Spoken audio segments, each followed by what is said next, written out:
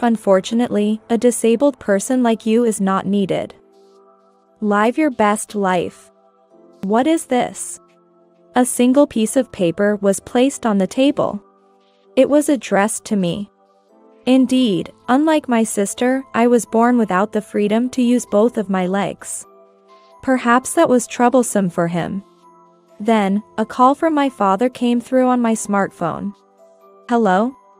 Is that Stacy? Did you see the letter? I did, but... well, that's what it is. See you. Wait a minute. What do you want? Obviously. What is this letter about? It's exactly what it says. I'm tired of raising a daughter like you, don't worry about me. The call was unilaterally ended.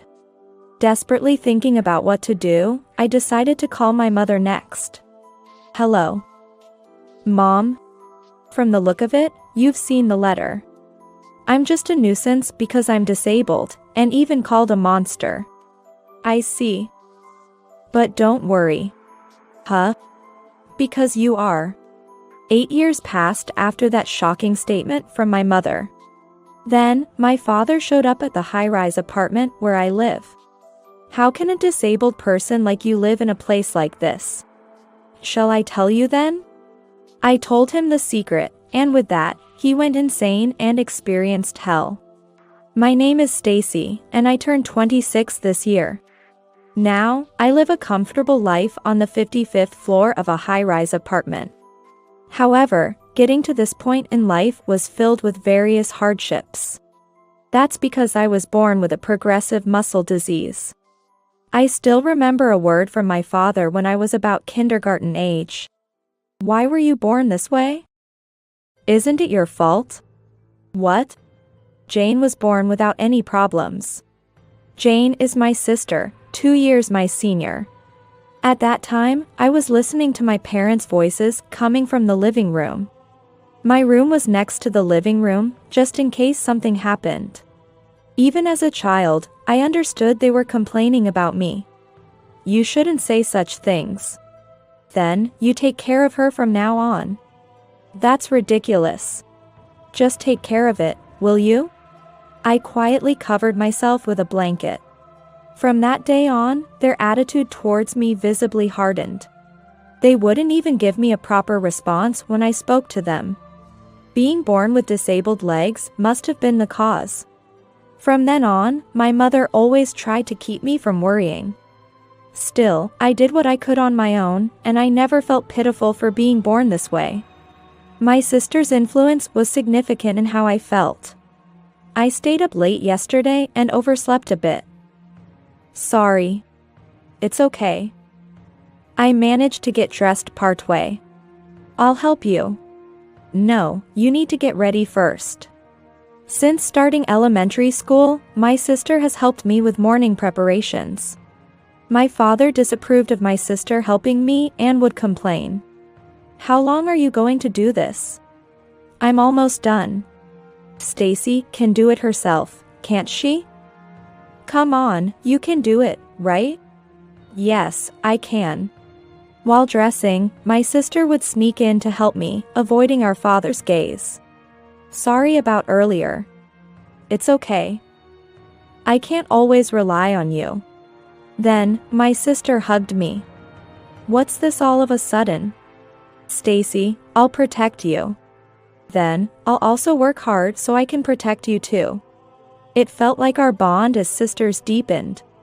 We tried not to talk much in front of our father.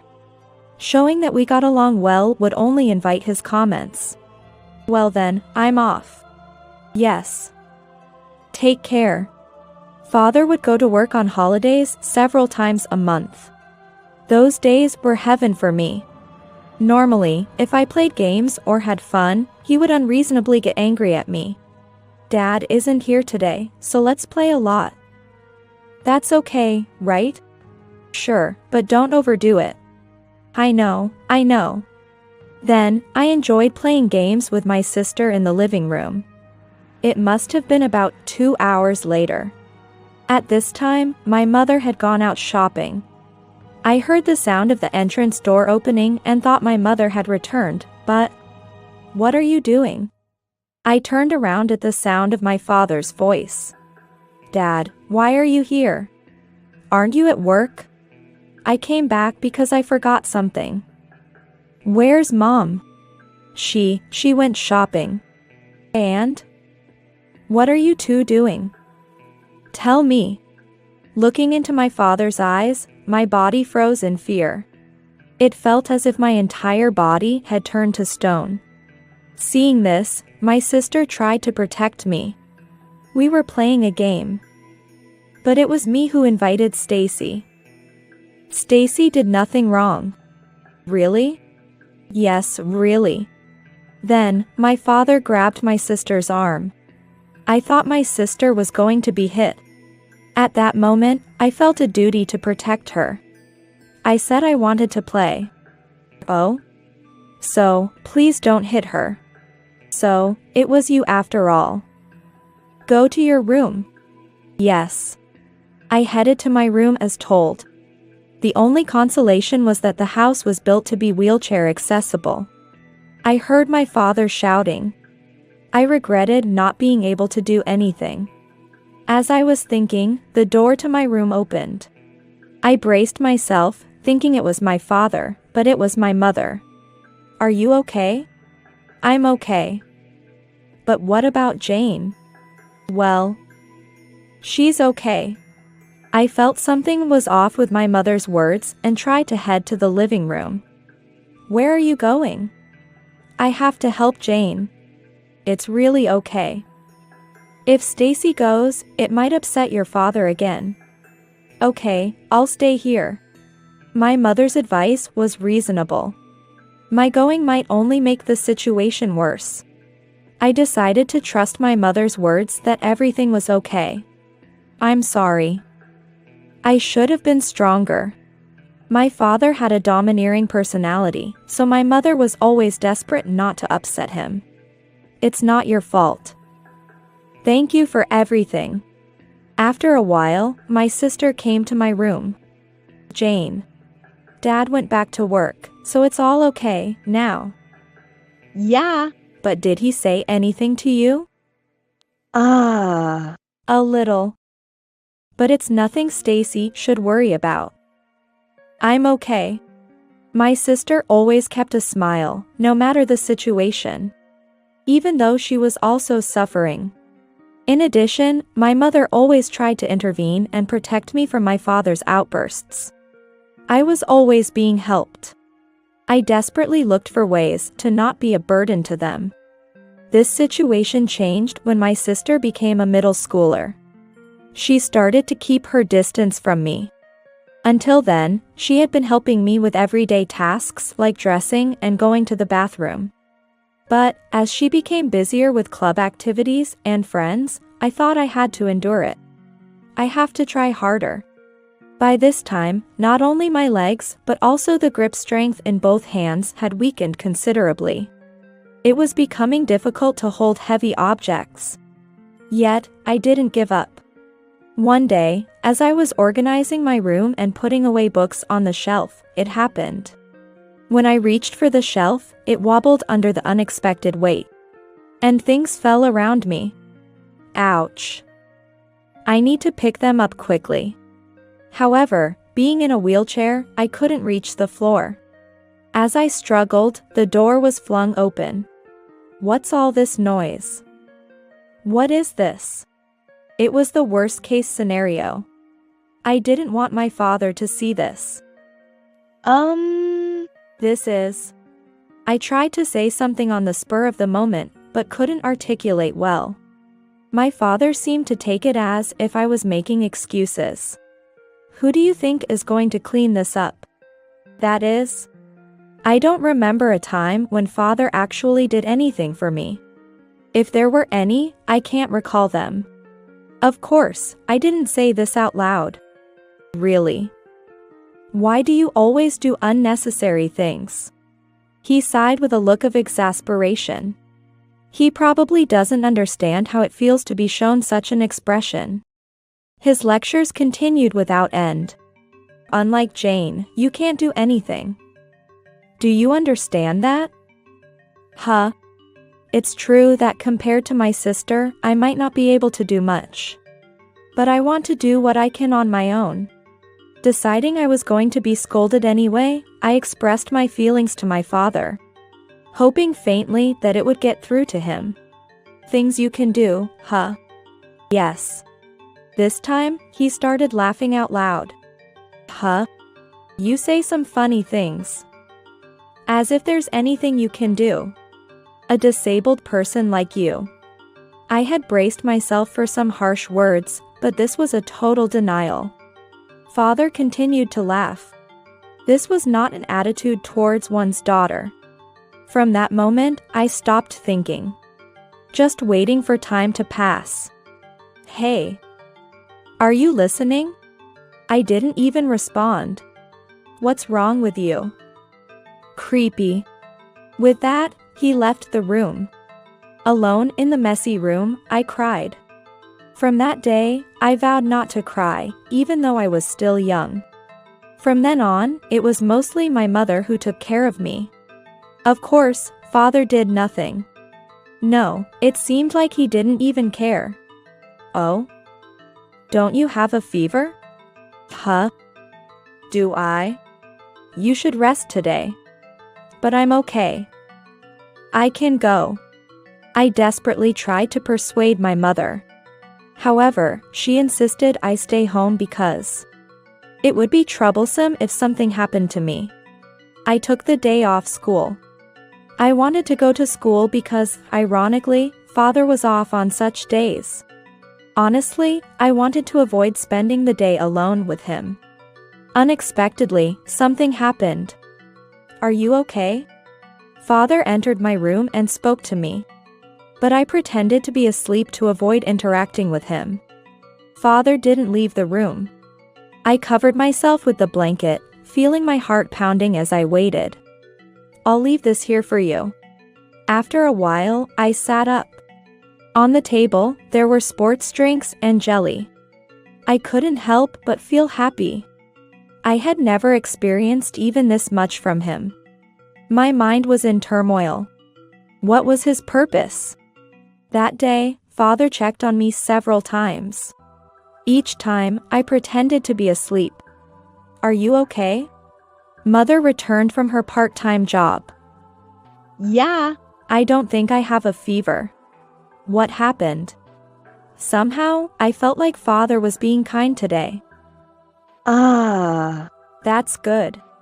Good? What was she talking about? Actually, I asked your father to take care of you. Really? It seems like it was okay, then. Okay, as in, we didn't really talk, but I was surprised. I had a firm talk with him. Hopefully, he'll start being nicer to you. I felt mixed emotions. Just when I thought I had managed not to be disturbed, I didn't know what to do. Afterward, just as my mother said, he began to show more concern for me. He started to take care of me actively, and we even began to have a bit of conversation. It seems like you and Dad are getting along better, huh? Does it look that way? I'd be happy if you two got along. But after everything that's happened, Yeah. I understand. It's not easy. I also want to play with you. It's okay. I immediately smiled at my sister. I was hoping that my relationship with father would improve. When I entered middle school, father's attitude towards me became stricter. I knew why. It was because Jane was preparing for her exams. I thought it was understandable, but I realized it wasn't just that. I need to go to the bathroom. I asked my father for help, even though I could go by myself if I tried. I deliberately chose to ask him. I'm busy right now, so it's impossible. Huh? You're in middle school now. Shouldn't you be able to go to the bathroom by yourself? I thought to myself, this must be the real side of my father. Everything up to now felt like a fleeting dream. And there were more changes to come. My mother also started to become as cold as my father. Mom? I need help with something. Sorry, I'm busy right now. Maybe later. I couldn't ask my sister for help. Eventually, it became clear that I was a low priority to everyone. Even when I asked for something, I was ignored. Even though I had grown since becoming a middle school student, not being able to interact with my family was hard. From now on, Stacy will eat in her room. What? Why? All right. My mother and sister remained silent. Thus, I began to eat alone in my room more frequently. One of the reasons for this was the results from a hospital visit. My condition was not improving, the disease was progressing. This was a decision made by my father after seeing those results. I started to question if I really belonged to this family. Why only Stacy? I heard such a conversation while studying. Just get ready quickly. If Stacy isn't going, then I'll stay home too. Are you sure? Your first choice for high school is a private school, right? Yes, but... Stop this, please. Are you opposing me too? You can stay if you want. But then forget about the private school. I realized I had overheard something terrible. Finally, the mystery seemed to unravel. Father had been using the exams as leverage to manipulate my mother and sister. Until now, I had never harbored any hatred towards my father, but this was going too far. However, what could I, barely able to move properly, do? From that day on, that's all I could think about. I'll be out for a bit. I'm sorry, Stacy. I'm okay. I could hear my father's voice from afar, seemingly urging them to hurry. See? You better go quickly. I put on a brave face to avoid making them worry further about me. They began to leave without me regularly. As this continued, I got used to it. Initially, they tried to hide their outings from me, but at some point, my father no longer bothered to conceal it. All right. Let's eat out today. Come on, let's go. Isn't this too sudden? Yeah. I've decided. Hurry up. Of course, Stacy stays. My sister, sitting next to me, tried to speak up against my father, but I grabbed her arm to stop her. I'm fine. Go on. Looks like Stacy understands better. Hey. Do you know what they say about me at work? You have no idea. Father began to talk about how pitiful he felt. I've been feeling miserable at work. Being known as the parent of a daughter with a disability. Do you understand how frustrating that is? As if I could understand. Even if that were true, taking it out on his daughter like this is utterly inappropriate for a father. But, as a middle school student, there was no way I could stand up to my parents and live independently. Especially given my condition. The difference with and without support was day and night. I'll manage on my own. I'm okay. My mother and sister looked worried. Besides, if I went with you, I'd just be in the way, and there are the stares from others too. Although my sister wasn't fully convinced by my words, she left with our parents. I knew opposing my father at this point was dangerous. It seemed like a wise decision. Even after I became a high school student, my father's attitude towards me remained unchanged. However, an event occurred that made all the previous troubles seem minor. Sigh. What should I do? I watched my family leave and return to my room, wondering how long I would be trapped in this life. It was during the summer vacation of my third year in middle school. I'm sorry, but could you look after Stacy for about 3 days? Aren't you going together? See, Stacy is also a student preparing for exams. And apparently wants to focus on her studies. Is that okay? Yeah. Then leave it to me. And so, I was left in the care of my grandparents. Lying as naturally as breathing. Father didn't seem to feel any guilt towards his own parents. Watching my father wave goodbye with a smile, I felt an indescribable fear. Once my parents were out of sight, my grandmother began to question me. It's just us here. You don't have to hold back. Huh? Are you really okay with not going? If I'm there, Mom and Jane can't enjoy themselves. That's the last thing I want. I replied emphatically. Stacy, you're so kind. Not really. But here, you don't need to worry about anyone's gaze. You can do as you like. Yeah. Thank you. Grandmother might have seen right through me. Still, she didn't probe any further.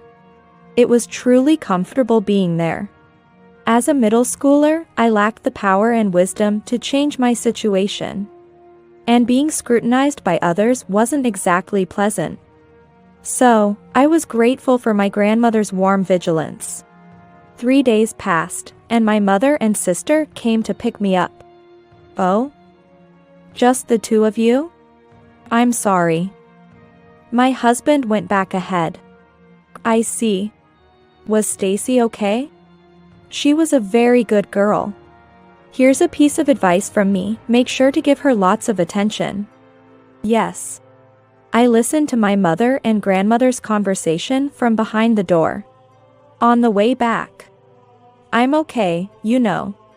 You don't have to push yourself. That's right. We're on your side, Stacy. I know.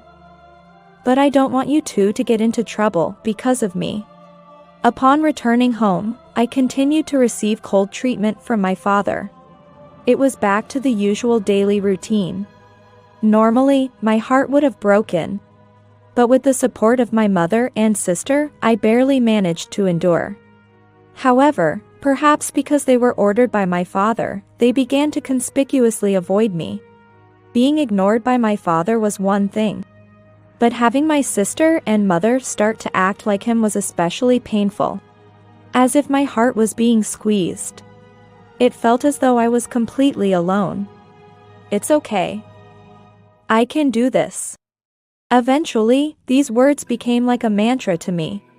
From then on, I tried to stay in my room as much as possible when at home. I figured if I stayed in my room, I wouldn't have to interact with anyone and could avoid unnecessary distress. However, I realized that this was a mistake. It was a Sunday in the spring of my second year of high school. When I woke up, the house seemed unusually quiet. Heading to the living room, I found a piece of paper on the table.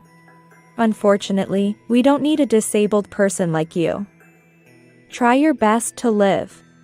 What is this? There was a piece of paper on the table, addressed to me. Indeed, I couldn't freely use my legs, but that was no reason for such treatment. Perhaps my father had reached his limit. Then, a call from my father came through on my smartphone. Hello? Is that Stacy? Did you see the letter? I saw it, but... Well, that's the situation. See ya. Wait a minute. What do you want? Obviously. What's this letter about? It's exactly as it says. I'm tired of raising a daughter like you, don't worry about me. With that, the call was abruptly ended. Desperately thinking about what to do, I decided to call my mother next. Hello. Mom? You saw the letter, didn't you? I'm just a nuisance because I'm disabled, and even called a monster. I see. But don't worry. Huh? Because you're not the daughter of such a worthless man. What are you talking about? I don't understand. Listen carefully. Call this number I'm about to give you. Wait a minute. Explain properly. I'm sorry. Your father is nearby. I'll call you back later. I was simply stunned. If what my mother said was true, then I was What did it mean to not be my father's child in the first place? Pondering gave me no answers, so I called the number my mother gave me. The person who answered introduced themselves as a lawyer named Lawyer Hansen.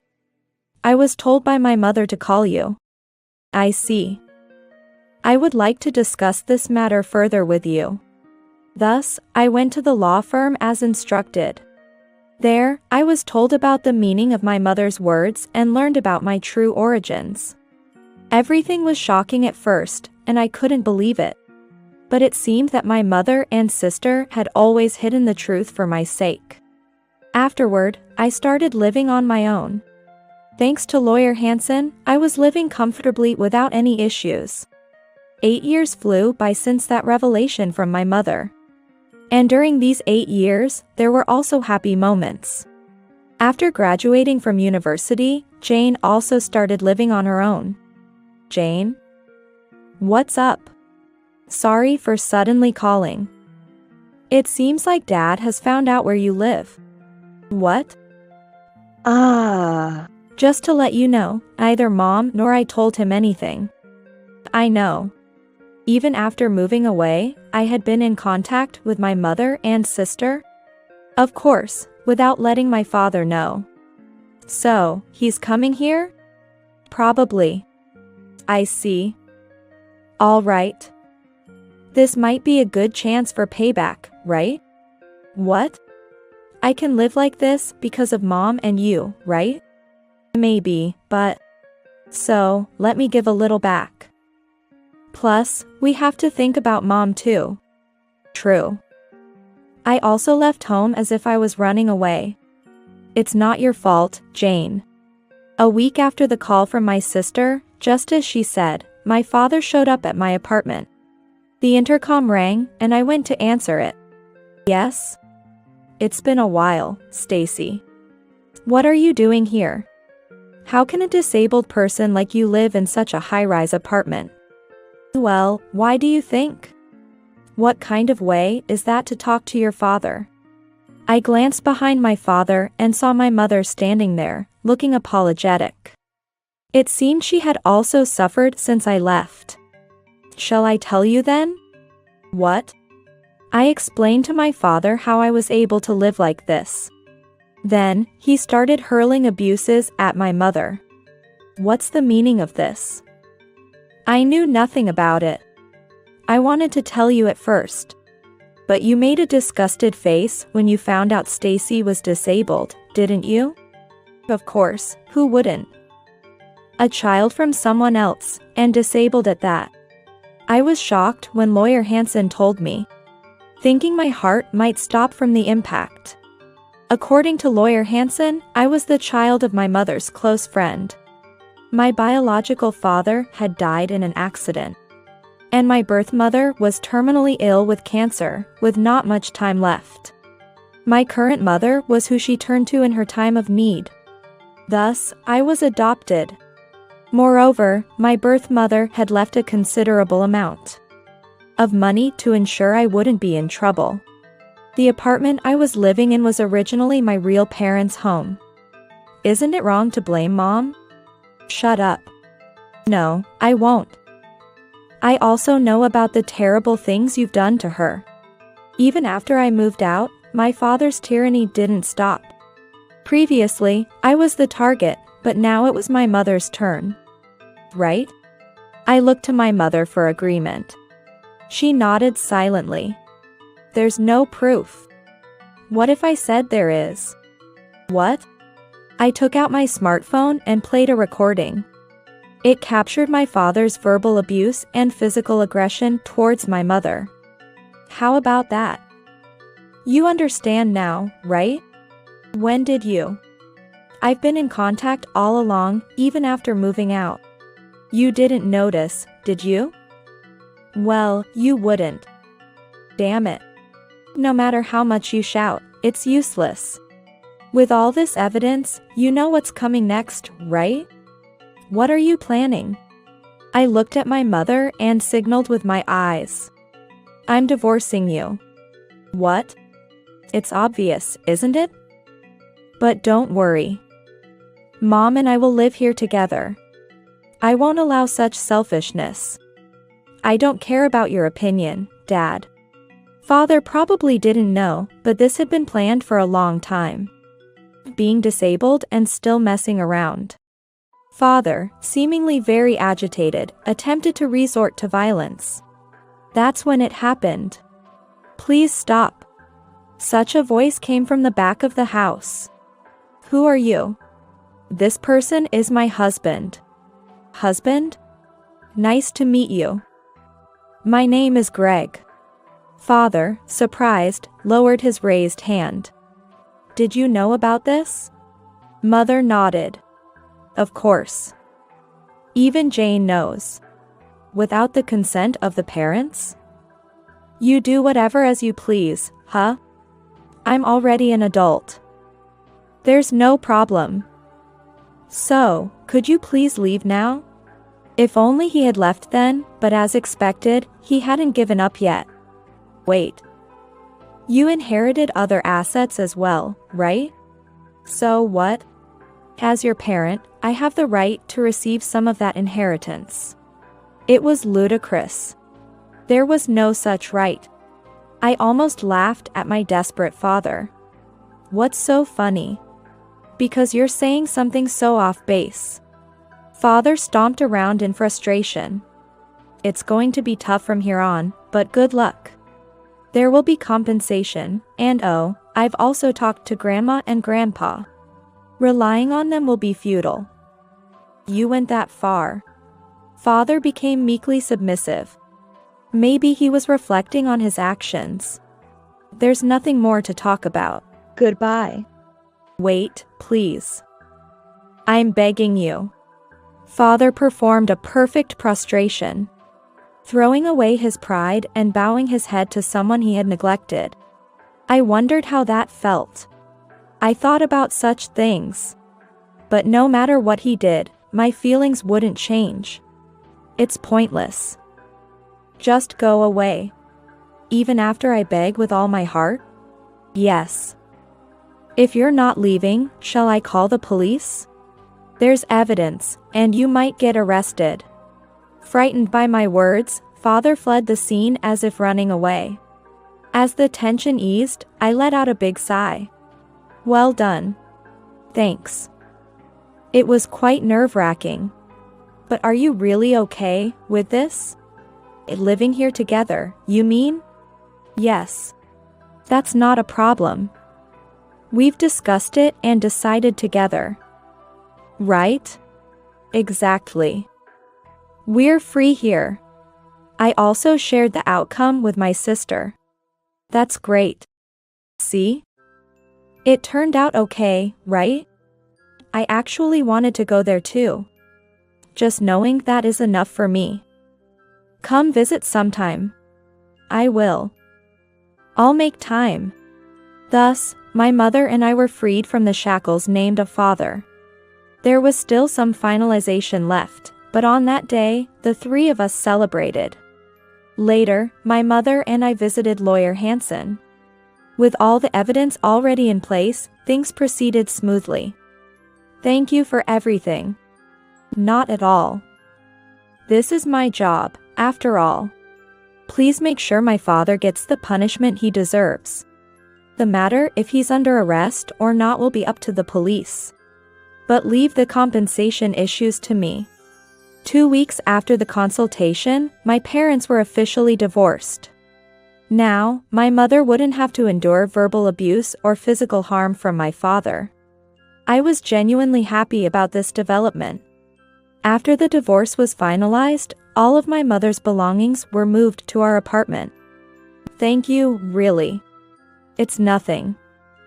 This is all I can do. Plus, I owe it to you for all the help you've given me until now. You don't have to do anything in return. I want to. It's my decision. With that, a new life began for us, including my mother. Jane also started visiting us whenever she found the time. Now, we can finally live in peace. Thank you for everything, Jane. Of course. Blood related or not, Stacy, you're my one and only precious sister. Yeah. I noticed my mother looking troubled. What's wrong? Your father called. The phone? Let me handle it. I took my mother's smartphone and answered the call. I was wrong. Can you come back home? Mom isn't going back. Is that Stacy? I was wrong before. Give me another chance to make things right. Sorry. That's impossible, no matter what. And don't ever contact us again. I hung up the phone and immediately set it to block his number before handing it back to my mother. Was everything okay? Of course. So, don't worry. It seems my father had quit his job at the company he was working for. We don't know what became of him afterward. He might be living somewhere alone, feeling lonely. But wherever he is and whatever he's doing, it's no longer our concern. On the other hand, we're enjoying our days happily as a family. Feeling this liberated is a first for me in my life. I want to continue walking this happy path with my family.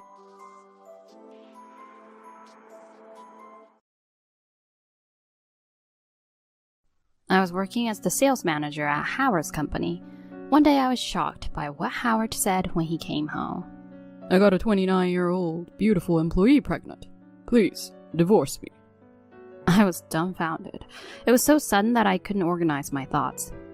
Later, I told Howard I wanted to discuss it with the three of us and lay down on the bed in the bedroom. Jocelyn was pregnant.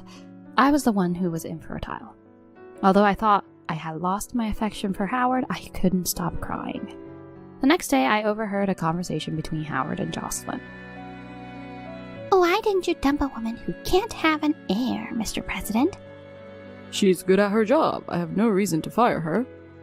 Then keep her around. When the baby is born, she can take care of it. Smart as always, Jocelyn. She's an old lady, so she probably knows about childcare. I clenched my fists at their laughter. How dare they say whatever they want? They can laugh now, but they'll deeply regret making a fool of me. I am Carla, a 44-year-old housewife. I met Howard again at a gathering of university friends 10 years ago. Howard was the only son of a well-known local company. He lost his father as a child, and now his stepmother is the chairman. In university, I took the same lectures as Howard, but I never got close to him because he was always surrounded by people, and I felt inferior due to our different backgrounds. However, upon reuniting, I found that Howard wasn't boastful about his wealth and was a friendly and bright person. Later, when we had dinner together, Howard asked me out and eventually proposed. My family is just an ordinary and salaried worker's family. I was nervous that his mother would oppose me being not suitable as a wife, but when we went to greet his family, they readily accepted me. My education in accounting, finance, and management, and my qualifications seemed to have made a good impression. After getting engaged, I joined Howard's company, and now I work there as the sales manager. I grew up watching my parents' loving relationship and always dreamed of marriage. I believed that with someone I love, I could build a warm family. I never imagined that happiness would be shattered just 10 years into marriage. Initially, Howard was very kind to me. He had many social obligations as a president and a wide circle of friends, so we almost always had plans on weekends. Though they were Howard's friends, they were strangers to me. I thought I'd be left alone, but Howard took me to barbecues, camping, and skiing and introduced me to his friends. Among his friends were men, women, couples, and married people. I, having no friends of the opposite gender, felt uneasy, but Howard interacted with them with propriety. His female friends and he never showed any misleading behavior, which relieved me. I admired Howard for being friendly with everyone, regardless of their marital status or gender, as I was quite shy. However, over the years, Howard's attitude gradually became colder. He frowned upon seeing me, sighed, and made faces at the cosmetics I left in the bathroom. Howard, our wedding anniversary is coming up soon. I'll make a reservation at our usual restaurant. He responded grumpily. Can't you see I'm busy with work? I don't have time to go to a restaurant. But you've always made time for that day, no matter how busy you were. Then Howard sighed deeply and said in an annoyed tone, If you want to go that badly, go by yourself. How long are you going to act like we're newlyweds? I was upset by his harsh words. He must be tired and irritable, I thought. So I bought him a tie from his favorite brand for his birthday, but he wasn't pleased. Carla, you have no taste. I'm tired of this brand. What's the point of adding more clutter to the wardrobe? I'm sorry. I had researched online and carefully selected it at the store. I couldn't believe he would say that when I hadn't done anything particularly wrong. Despite claiming to be busy, he regularly went out with friends. Could it be that he didn't want to go out with me? That thought crossed my mind. Then a decisive incident occurred. I was invited to go to the shopping mall, so I got ready excitedly. I wore a new outfit, did glamorous makeup for the private outing, and waited happily for Howard to get ready. But when he finished preparing, he looked at me and smirked. What's with that outfit? Skirts at your age? Huh? Is that not okay? Aren't you aware of your age? You're a proper old lady at over 40. Your makeup is too flashy and your hair is curled. It's embarrassing. You were cute before, but not anymore. His mocking tone pierced my heart. But your friends dress up, right? They're beautiful, so it's fine. You're different, right? Trying to look young though you're an old lady is just pathetic. I didn't think it was trying to look young. Howard clicked his tongue in response. Dress more normally. Do you want to embarrass me? Forget it. I've lost the mood to go. You ruined it even though I invited you. He scratched his head in annoyance, threw his jacket on the sofa, and went upstairs to his study. For lunch today, we're having shrimp pasta. I want to eat in 30 minutes, so please get it ready. His voice came down from the top of the stairs. I had just put a little extra effort into my appearance for a rare outing, but somehow I ended up upsetting Howard. I bit my lip to hold back tears, changed into my loungewear, removed my makeup, and started preparing lunch. When I think about it, Howard is the same age as me, so if I'm an old lady, he's an old man. I'm not beautiful, but Howard is of average build and looks just like any middle-aged man. Raised to be the next president, he's always been full of pride and confidence. Before we were married, I thought those traits were charming, but I never expected to be looked down upon like this. Sometimes I almost blurt out my complaints, but since we work together, I have to face Howard at the office too. If our relationship as a couple is strained, it makes our employees uncomfortable. With that in mind, I always end up yielding and trying to keep Howard happy.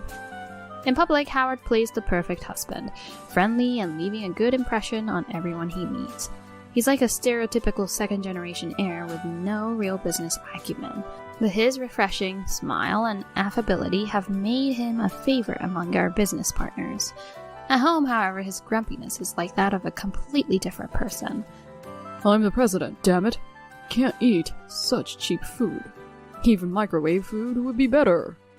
If the menu isn't to his liking, he always complains, having microwave food next to me as I eat. Also, Howard seems displeased whenever I make plans to go out when he's at home. Going out without taking care of your husband? What kind of housewife are you? I'm just going to buy clothes. Lunch is ready to be heated in the microwave, and I'll be back before dinner. You should serve it with your own hands. You're a housewife. Living off the money I earn, you sure live comfortably. Of course, I earn less than Howard, the president, but I work full-time and earn a decent salary. I contribute to our living expenses, so there's no reason for him to complain. Moreover, when Howard took over the company from his mother, he was inexperienced and caused trouble with our business partners. I was the one who went around apologizing.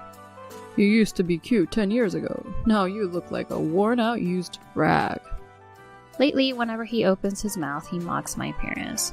You failed as a wife the moment you couldn't bear an heir. I'm keeping you here out of pity. Be grateful. I wanted children too, but it's not something we can control. Shall we get tested at the hospital? It might still be possible. When I suggested this, Howard just shook his head. I don't want to spend extra money. It's definitely your fault anyway. I'll forgive you since you're good at your job. When I get irritated, I meet with my best friend Erica and vent my frustrations. She knows Howard from our university days and always sympathizes with me. Howard puts on a good face in public, so he takes out his frustration on you at home. What a man. Erica frowned as she rested her chin on her hand. He used to come crying to you saying, "What should I do, Carla?" Does he think he grew the company all by himself? Maybe he forgot where he started, I murmured softly. I worked hard too, with support from his mother and other executives. Thanks, Erica. I feel much better now. As I thanked her, Erica smiled brightly. I'm always on your side, Carla. If there's anything, just tell me. I'll be there for you. Her strong words lifted my spirits a bit. Recently, Howard's behavior has been visibly strange. Calling it socializing, he goes out almost every weekend. Even on weekdays, he doesn't come home until after midnight. Yet he doesn't seem tired at all, rather always looking happy. One Sunday night, after finishing my chores, I was reading in the living room. Howard had left in the morning without telling me where he was going and probably wouldn't be back until late at night. But unusually, he came home just after 8 p.m. Howard entered the living room with flushed cheeks, barely containing his excitement. Welcome home. You're back early today. Carla, be happy. What? Why? I'm going to have a child. I blinked in surprise. Huh? I got a 29-year-old beautiful employee pregnant. Please, divorce me. I was dumbfounded and stared at Howard. It was so sudden I couldn't organize my thoughts. I'm finally going to be a dad. I'll finally have an heir. Mom will be so happy. Wait a minute. You were cheating? When I asked in shock, Howard answered without any remorse. Do you know Jocelyn Reed from the accounting department? Yes, well, she's a beautiful woman. Right. She's beautiful and has a great figure. Still in her 20s. She is capable at work too. A woman has to be young after all. I knew Jocelyn was beautiful, but it was news to me that she was also good at her job. So you're no longer needed. Let's get a divorce. He said it so casually, and I was furious. My dissatisfaction with Howard had been building up over the past 10 years, and I had no attachment to our marriage. But I'm not so naive as to agree immediately. I need to get a substantial amount of compensation from him. You can't just spring this on me. Can you invite Jocelyn here later? Let's talk. The three of us. When I said this, Howard's voice brightened. Got it. I'll pass the message along. I watched Howard's cheerful back as he went to take a shower, then closed my book. I went upstairs to the bedroom and lay down on my bed. I was overcome with a sense of emptiness. More than the shock of being cheated on, I was devastated by the fact that Jocelyn was pregnant. Howard had always wanted an heir. Of course, just because he wanted it didn't guarantee a boy would be born. But in the first place, I never had gotten pregnant. If Jocelyn was carrying his child, it meant the problem was with me. I wondered if I had been pregnant. Would Howard and I be happily raising a child together now? Even though I thought I had long run out of affection for Howard, tears kept overflowing. The next day, with swollen eyes, I went to work early and made myself some coffee to wake up. As I was about to leave the hallway, I overheard a conversation between Howard and Jocelyn. Was she shocked? Yeah, she was stunned. She really had no clue about the affair. That's hilarious. It's been going on for 2 years. Jocelyn chuckled. Howard, why didn't you dump her sooner, if she couldn't even produce an heir? She's useful like a housekeeper. Plus, she's good at her job. If we divorced, she'd probably say it's awkward and leave for another job. Then, let's keep her around. We can always dump her later. Once the baby is born, we can make her take care of it, saying it's the president's child. Howard was impressed by this outrageous suggestion. You're smart, Jocelyn. She's an old lady, so she probably knows about childcare. If we say it's for the child, she'll probably listen. Hearing their laughter as they joked together, I clenched my fists. How dare they say whatever they want? They can laugh now, but they'll deeply regret making a fool of me. Having prepared everything, I told Howard to invite Jocelyn to our house in 2 weeks, and on the appointed day, Jocelyn came over as if she was visiting a friend's house. Sorry to intrude. Wow, Howard's house is really lovely. I've always wanted to come here. Jocelyn's eyes sparkled, and Howard arrogantly said, You should have said so earlier. I had her cook and host you. Ignoring my grimacing face, Jocelyn looked around the room curiously and wandered around. This kitchen is so spacious and stylish. It's so different from my one-room apartment. Your place is cute too. It so feels like a young girl's home. Really? Howard, can I see the other rooms? Howard agreed to her brazen request with a smirk and led the way. This is the guest room, and next to it is the sunroom. A sunroom? I want one too. Oh, there are so few houseplants. Such a waste of a spacious area. Is this Carla's taste? Jocelyn complained about the space with a glass table, an indoor hammock, and 2 potted plants. This woman, supposed to be sorry for the affair, is criticizing the interior of someone else's house. What kind of person is she? No, a sane person wouldn't suggest having the company president's wife raise their child. Oh, no way. Unlike kind you, Carla can't keep plants alive. She must be hated by them. Really? Poor Carla. They laughed heartily, and I spoke up tersely. You came to talk, right? Let's sit at the table and get to it. I waited for Howard and Jocelyn to sit on the opposite sofa across the table, then spoke. And let me confirm once more. Jocelyn, you're pregnant with Howard's child. Is that right? They both nodded. I'm sorry, Carla, but this is fate. Jocelyn's eyes moistened, and she looked at me with a pleading pose. Her familiar way of addressing me rubbed me the wrong way. My baby with Howard means we were destined to be together in a past life. Marrying you was a mistake. We need to correct this mistake and start our lives over. I love both of you so much. I can't let you be unhappy. Jocelyn spouted her bizarre logic, and I smirked. It was so absurd that it was beyond angering. I truly love Howard. Please, let me have his child. Jocelyn pleaded in a sweet voice, and Howard sniffled. I love Jocelyn too. It would be sad for our child to grow up without a father. After all, it's the heir of our company. We have to raise it well together. Howard and Jocelyn huddled together, and making serious appeals only made me feel more disgusted.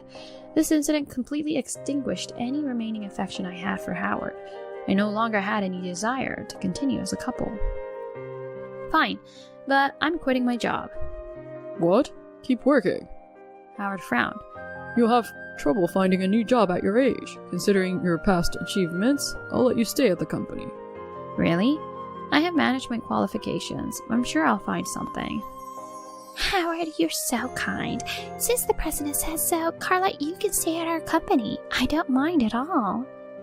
I sighed, glancing sideways at the grinning Jocelyn. No way, because of that woman. I paused, then delivered the shocking news. She has been embezzling company funds. What? Jocelyn's eyes widened for a moment, then she awkwardly avoided Howard's gaze and looked down at the floor. What did you just say? Howard showed intense agitation. I kindly explained to him. This woman has been embezzling funds meant for business, entertainment, and travel expenses. She was filling in blank receipts with her own amounts. I spoke calmly to pale-faced Howard. It's been going on for 2 years, and no one but me noticed. I only discovered it recently after interviewing the relevant parties. I said with a sigh. Even though it's a family-run business, I thought it might be time to cut ties. I'm sick of seeing your faces after the divorce, so I'll be looking for a job elsewhere. Please stop casting strange suspicions. Jocelyn protested with a strained face. Where's your proof? The head of accounting you seduced spilled everything when asked by the executive director. Want to see the video? As I reached for my phone, Jocelyn covered her face with her hands and burst into tears. I'm sorry. My father's company went bankrupt, and my mother collapsed from the shock and was hospitalized with an incurable disease. My brothers rebelled against our parents and disappeared after racking up debts. My salary alone wasn't enough, so I did what I had to do. Jocelyn sobbed intensely, as if she had prepared eye drops beforehand. Howard was easily fooled and consoled her with a sympathetic look. It must have been tough. You should have told me.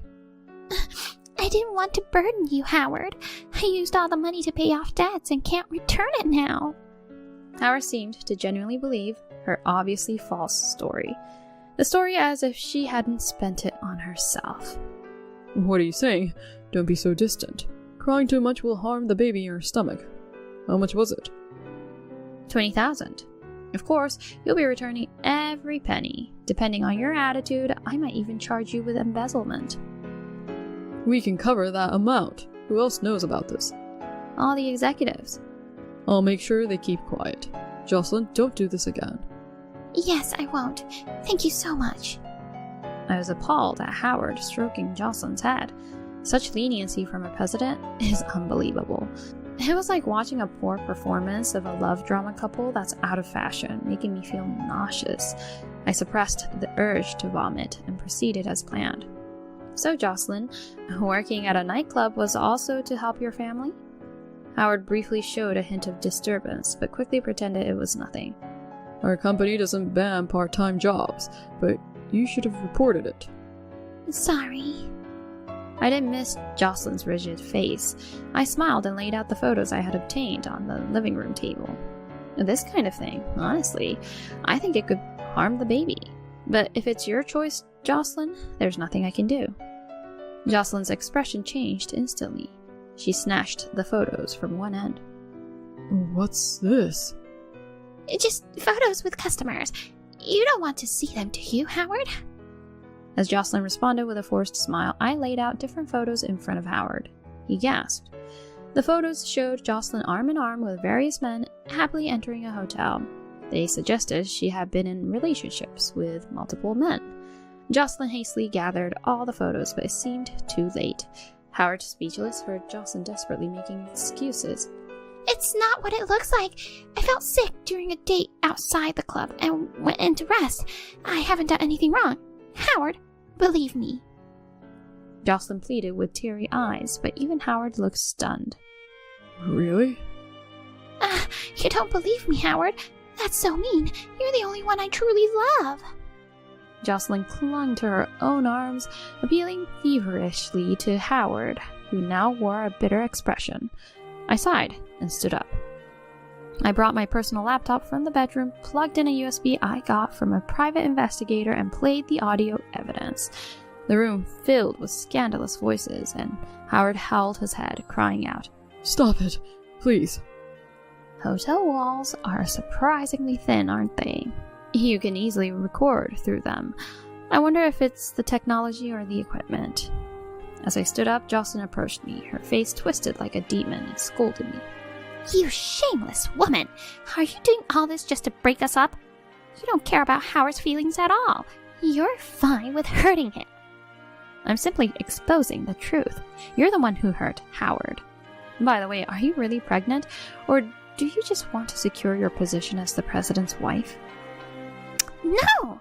My Billy will start showing soon. It's definitely Howard's baby.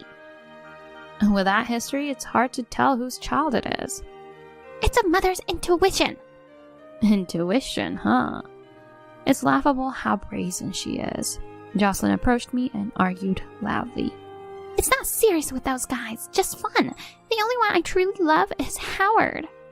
I'm sorry, but I just can't understand your way of thinking, Jocelyn. I shrugged my shoulders in resignation and then turned to ask Howard. What about you, Howard? Would you still raise a child as your heir even if the baby turned out to be nothing like your child? Oh, well, that's... Surprised by his hesitation, I threw a sarcastic comment. So as long as it's a boy, it's fine even if it's someone else's child? You're like a cuckoo bird. Huh? It's my child, so it's not someone else's. What's with you, unable to get pregnant, telling me what to do? Jocelyn exploded in anger. You know, you've always acted so high and mighty despite being ugly. I've hated you since I joined the company. You just boss everyone around because you're good at your job. She glared at me, venting her anger recklessly. Telling male employees not to flirt with me and not to seduce the boss? You're so annoying. Jocelyn continued her tirade, seeing that I was silent. You're just jealous of me because you're ugly, right? You thought you were on the winning side by marrying the president, but too bad for you. Jocelyn laughed in a high-pitched voice. Hey, that's enough. Howard seemed appalled by Jocelyn's foul mouth. He tried to stop her by pulling on her sleeve, but Jocelyn heated up, continued her tirade. Can't have children, not so great looking. In the old days, you would have been divorced long ago, but you're lucky, aren't you? It's only because Howard is kind. He pitied you, a defective product, and kept you at home. But that's over now. Hand over the position of president's wife to me, and go back to being single, old lady. I couldn't be bothered to reply and just let Jocelyn's insults wash over me. Then the living room door opened, and the person who appeared made Howard's face turn pale. Mom! Ah, the chairman. Perfect timing. Jocelyn stood up, beaming, and got closer to her. Nice to meet you, Mother. I'm Jocelyn Reed from the accounting department. I'm pregnant with Howard's child. It's definitely a boy. I'm carrying the heir, so I'll marry Howard. The mother-in-law looked exasperated and pressed her temples. She sighed deeply and spoke in a low voice. Howard, can you quiet down this frivolous woman for a bit? Stunned by the mother-in-law's harsh words, Jocelyn froze. The mother-in-law gave Jocelyn a disdainful look and scolded Howard sharply.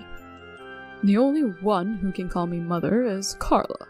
Howard, it's because you're so absent-minded that you get involved with weirdos. Jocelyn looked confused, but managed a stiff smile. Chairman, not Mother. I'm carrying Howard's child. It's a baby boy, I feel it. I'll replace incompetent Carla and give birth to a worthy heir. The company needs the child for its future, doesn't it? However, the mother-in-law twisted her face in disgust at Jocelyn's desperate appeal. I don't care if it's a boy or a girl. Wanting to be the president's wife? Are you sane? Embezzling company funds and then saying that? But Mother, Jocelyn has complicated family circumstances. Can't we overlook it just this once? The mother-in-law responded with a half-smile to Howard's persistence. Silly boy. Do you really believe that story? Howard's expression turned pitiful as he looked at the documents the mother-in-law threw on the table. So you also hired a detective to investigate Jocelyn? As I thought. I chuckled as I looked at the documents. Your parents work for a major corporation, and your brother is studying abroad. Your family is much wealthier than mine, so you used the embezzled money for yourself? Howard looked at Jocelyn in disbelief. Photos of her shopping, a lot at high-end shops. She's in debt for credit card payments, right? The mother-in-law chuckled. Also, the clinic Jocelyn goes to is run by an acquaintance. After talking to them, it turned out she's not pregnant at all. What? She's just there for irregular periods, right?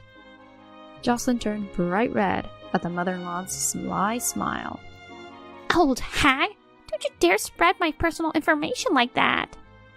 All right. Anyway, we're pressing charges for embezzlement, so be prepared. Erica, please take care of the procedures. Understood, Chairman. I smiled at Erica, who appeared from behind the mother-in-law. Yes, my best friend Erica is the company's consulting lawyer. When Jocelyn's embezzlement came to light, I informed the mother-in-law and consulted with Erica right away. That's when Howard started pressuring me for a divorce.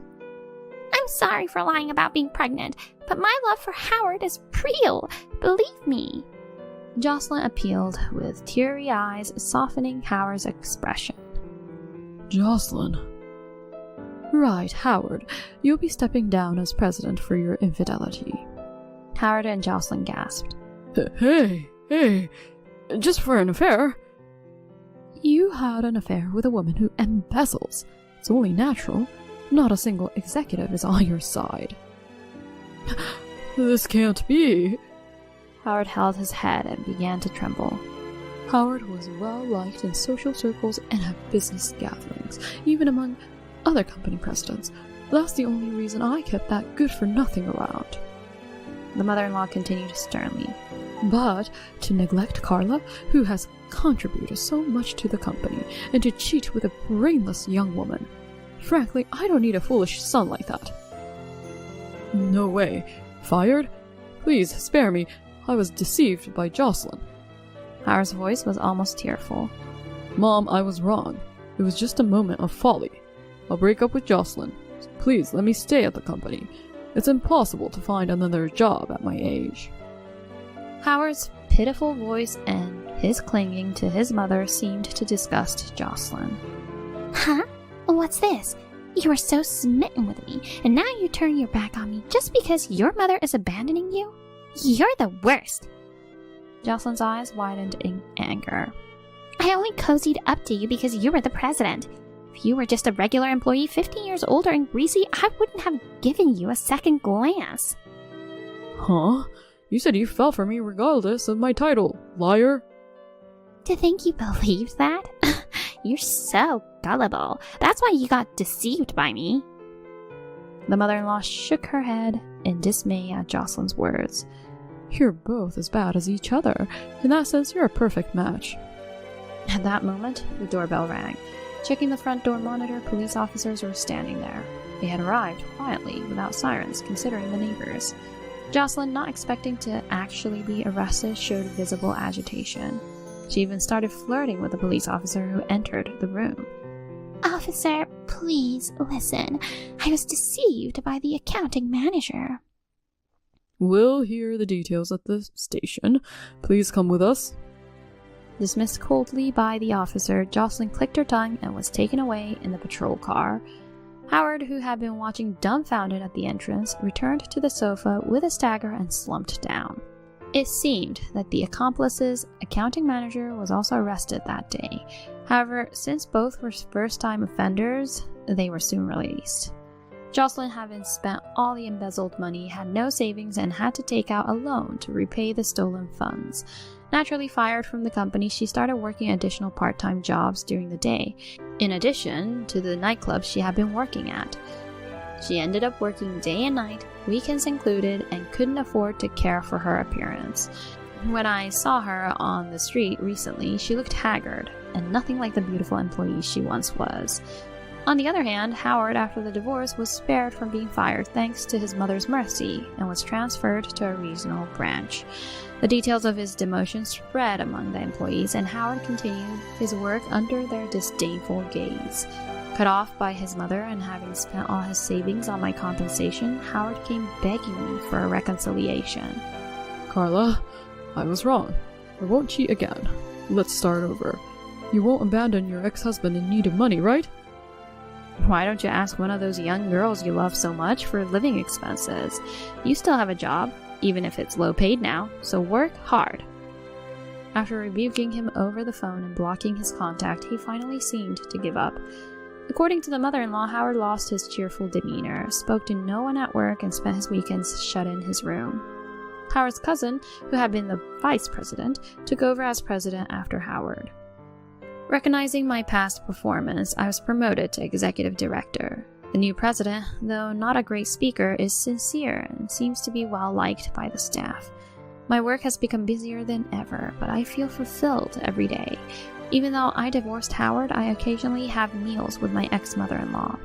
Looking back, despite being the company chairman, she never pressured me about producing an heir. This incident made me respect her character even more. Although my ties with Howard are severed, I hope to continue a close relationship with my ex-mother-in-law as a mentor and friend in life.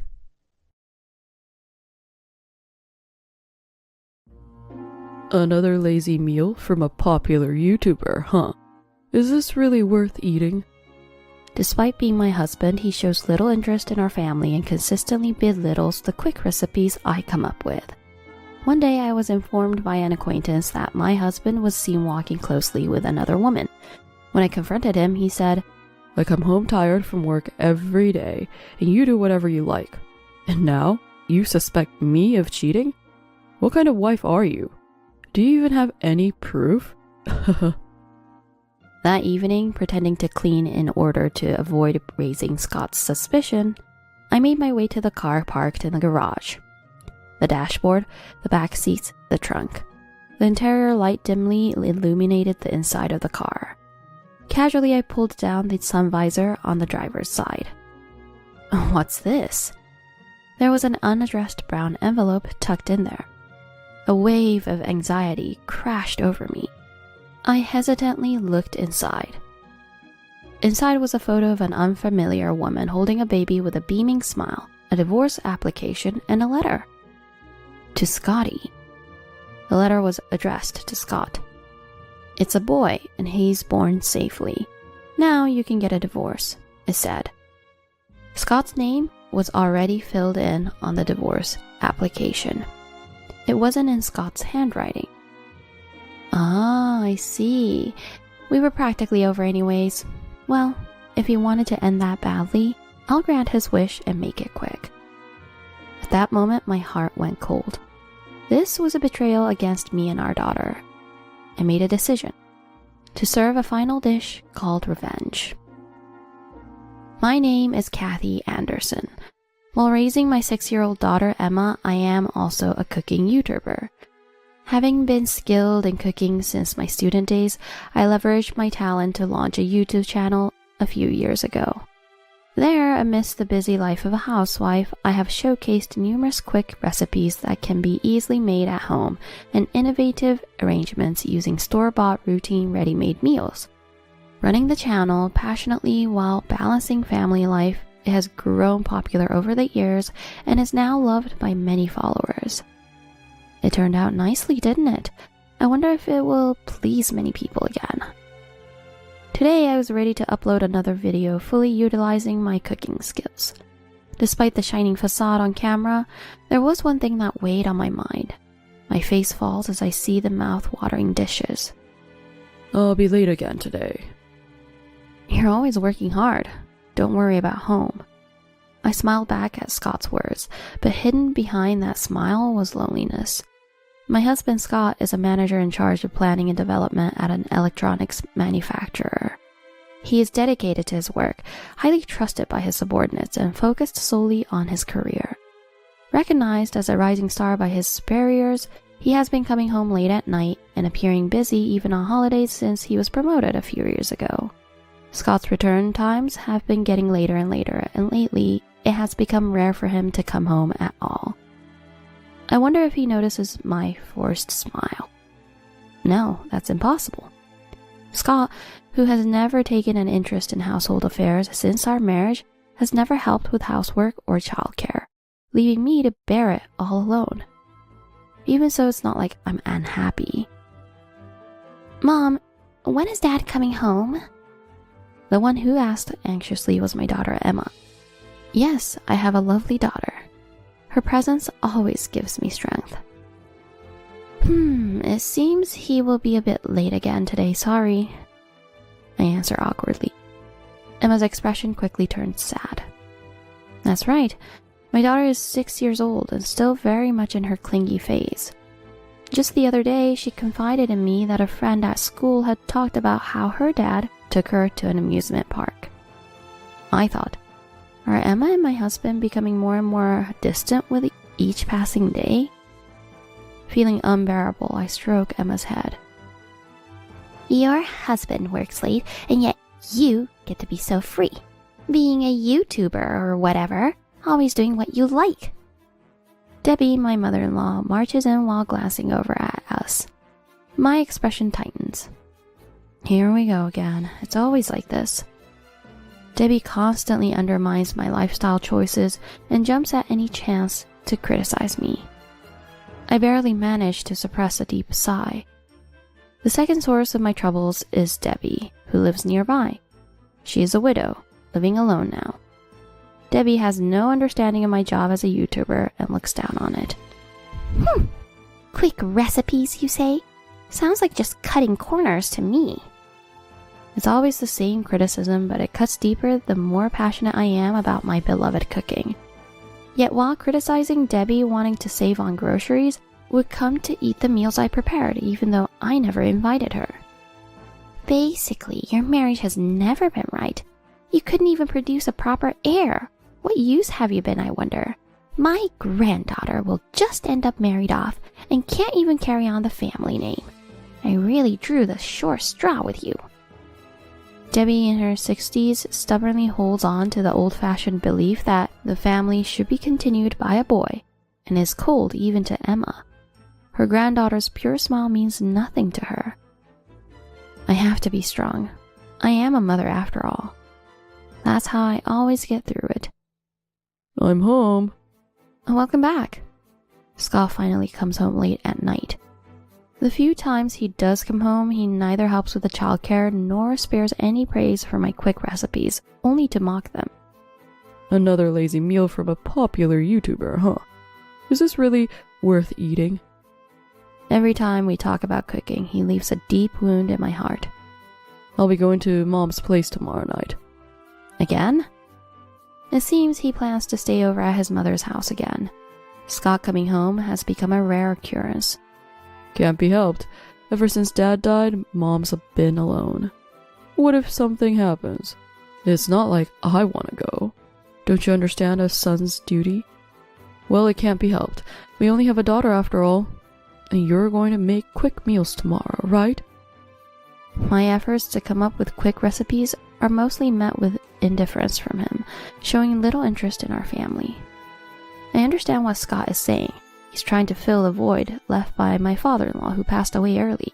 However, the frequency of his overnight stays at his mother's has been increasing. Is it really necessary to take care of his mother so frequently? Or is there another reason? I couldn't help but delve deeper into that reason. One day when I went shopping in the neighborhood... Oh, Kathy. Hello, Helen. It's nice weather, isn't it? A friend of Debbie's, who happens to be a neighbor, came by to chat with me. I had coffee with Debbie again the other day. Oh, that's great. By the way, I shouldn't speak too loudly about this, but I saw your husband, Scott, walking with a woman the other day. What? You know, she went into Debbie's house with him. Do you know her? It was someone I didn't recognize, so I thought it was unusual. Is that so? It might be someone from work or perhaps someone related to caregiving. Yes, that could be it. Sorry, don't worry about it. Suddenly faced with this, I struggled to keep my voice steady and hurried away. Who could that be? What does that mean? My thoughts were in chaos. A combination of doubt and a feeling of impending doom left me uncertain of what to trust. Even after returning home, I couldn't shake off my unease. Seeing me unlike my usual self, Emma looked at me worriedly. Mom, what's wrong? Are you okay? Yes, I'm fine. Just a bit tired. Now go to bed early so you won't be late for school tomorrow. I couldn't let things stay as they were. I needed to find out the truth for myself. After looking at Emma's face late at night, I made up my mind. I'll ask Debbie tomorrow about it, for Emma's sake too. The next morning, after sending Emma to school, I drove to Debbie's house. My heart was racing and my hands were sweaty. Upon arriving, I took a deep breath before getting out of the car. My hand trembled as I rang the doorbell. Debbie opened the door and looked at me with an awkward expression. What brings you here so early? Debbie, I'm sorry to come here so suddenly. I have something I wanted to ask.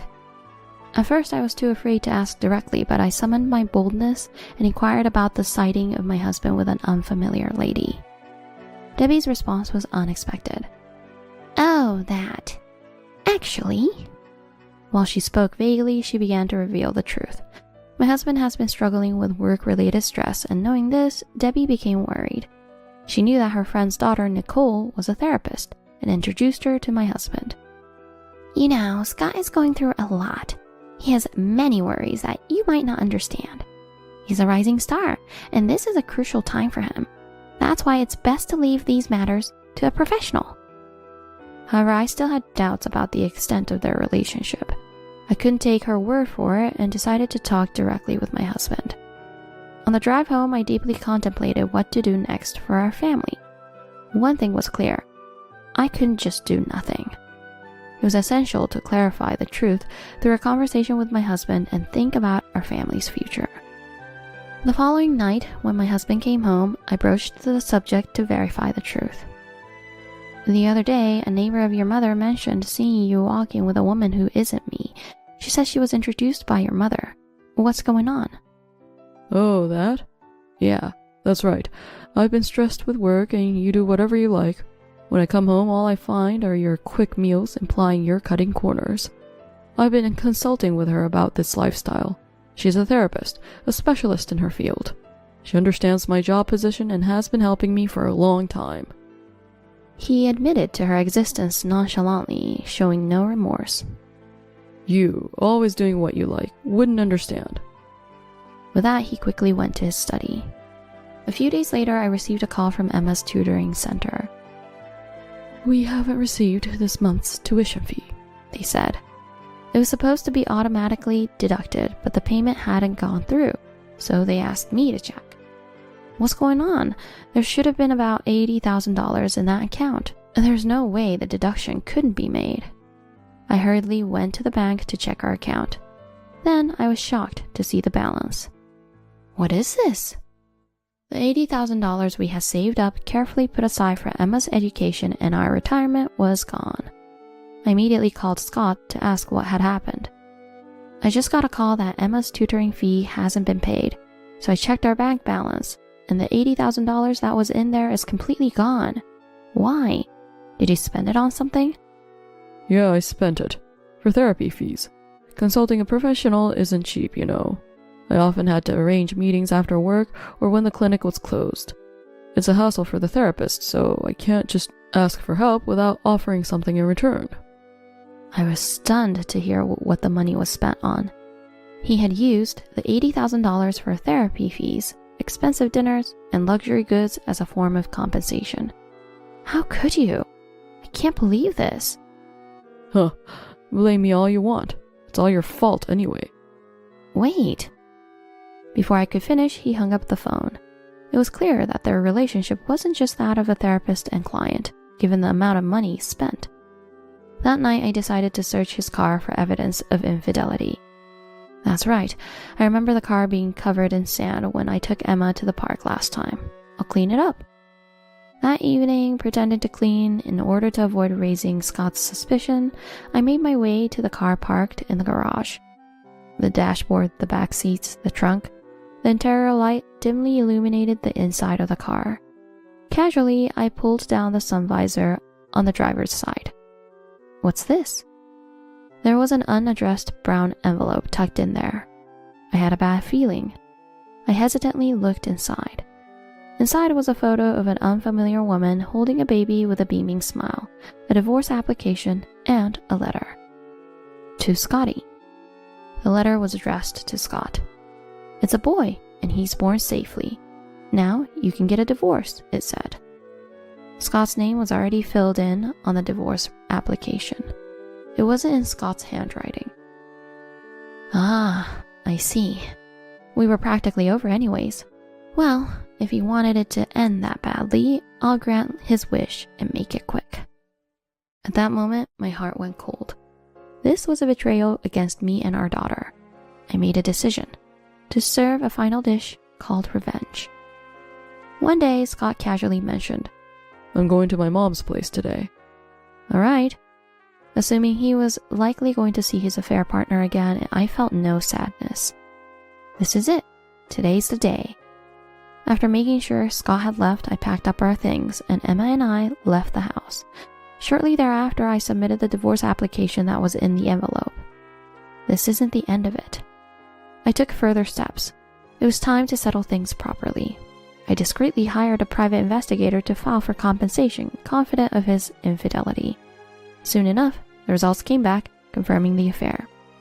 On the days Scott said he was staying at his mother's, he was actually dining out with a woman from the photo and then entering an apartment building 2 stations away. They didn't come out until the morning. That was the result. Just as I thought. I wasn't surprised at all. Through a lawyer, I demanded child support compensation for emotional distress and the misused $80,000. Scott called me immediately afterward. Hey, what do you think you're doing? Don't mess with me. You were the one who betrayed us first. That money was meant for our daughter's upbringing. You are her parent, after all. It's only right for me to do so. Don't think you'll get away with this. You never wanted a daughter in the first place. You're both so alike, always cooking together. I was sick of it. I'm better off without you. If paying you off means I can cut ties with you, then I'll pay everything. Scott was yelling on the phone in desperation. True to his words, he ended up paying the compensation, child support, and educational expenses in one lump sum. Later, the promised amount was deposited into my account. I've paid the money we agreed on. Are you satisfied now? Scott contacted me. Nicole is different from a YouTuber like you.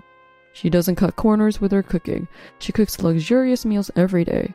Even Mom is happy, saying how lucky she is to have such a good daughter-in-law. I feel so relieved to be rid of you.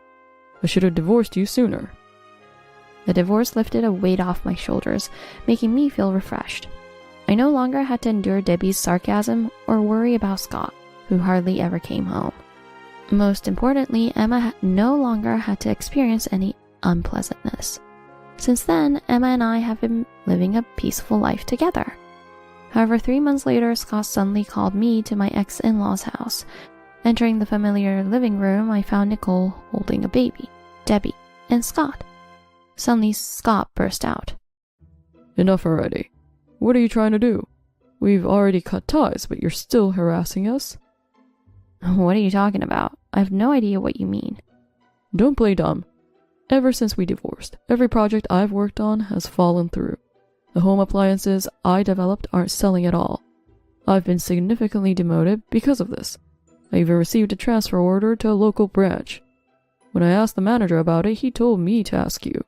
What's your intention? Do you hate seeing others happy? You're trying to ruin us. Stop making baseless accusations. I don't know anything about it. Playing innocent is useless. I'll sue you for defamation. Get ready to pay a hefty compensation. What are you saying? Go ahead. Do as you please. I scoffed as I said that. I had actively promoted the home appliances Scott was involved in developing through my quick recipe videos. His projects were successful because of the promotional effect of my videos. After the divorce, I saw no reason to continue using or promoting those products. Mrs. Anderson, we'd love to have another collaboration with our products. I'm sorry, but I'm no longer Mrs. Anderson. My husband cheated on me, and he even had a child with his affair partner. We've divorced recently, so I'd like to distance myself from your products. They remind me of him, so please refrain from contacting me in the future. Please, don't say that. It's a huge loss for our company. Can't we persuade you to reconsider? We'll do anything, please. So the company transferred Scott to avoid losing me. They realized that it wasn't Scott's skills that increased sales, but my endorsement. After recapping my experience with Scott's company's sales team, Scott's spirits were crushed, causing him to lose his previous drive and become unresponsive. By the way, I heard recently, Nicole, was it? You've been seen shopping at the department store. A friend of mine works there. Apparently, you've been buying ready-made meals in a frenzy. What's for dinner tonight? Must be those luxurious ready-made meals that Debbie is so delighted with. What? Nicole, what's the meaning of this? Nicole, explain yourself.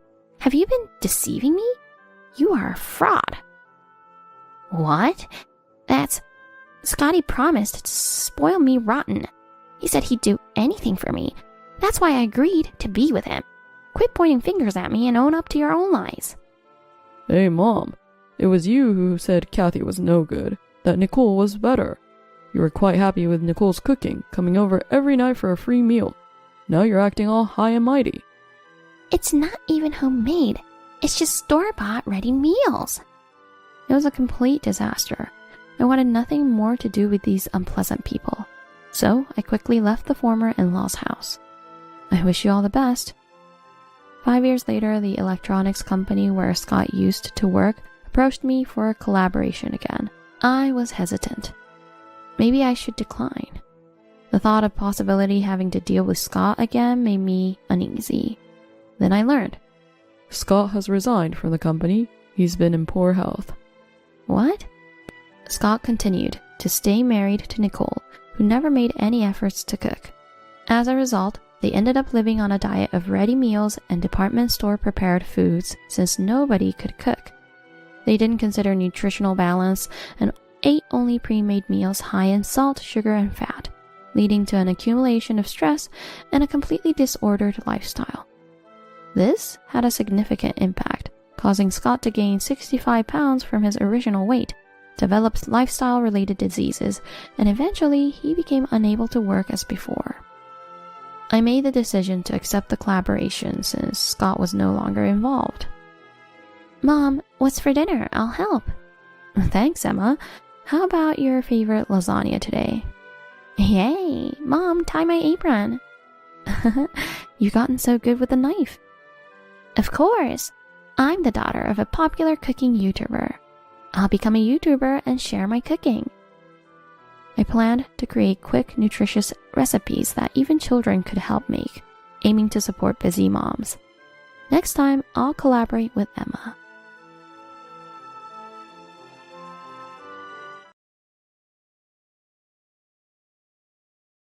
I heard your company is pulling out. The salary has been decreasing over the past 3 months, so it seems like it's finally in danger. That topic. I wanted to discuss something about that. I think I should have consulted you earlier. But lately, towards me, you know. That's why I felt it was difficult to discuss. Discuss? You're just going to tell me to work because your company is going under, right? What? The company is going under? Well, it might come to that. But that's not what I wanted to talk about. What's this? Are you finally going to kick this woman out? Yeah. I told you before, right? Her company seems to be going under. It looks like it's actually true. I tolerated her not-so-great looks because her parents are the presidents. Thinking at least I married someone from a good background, but this is unacceptable. Sure, being raised in America and being so good at her job is cool. But raising the bar with her mixed heritage and then looking like this? If only she were beautiful, there might be some redemption. Both of you, what are you saying? I married you expecting money. And now the company is going under? Probably the American side is doing poorly too, right? A wife who doesn't bring in a single penny is useless. Get out.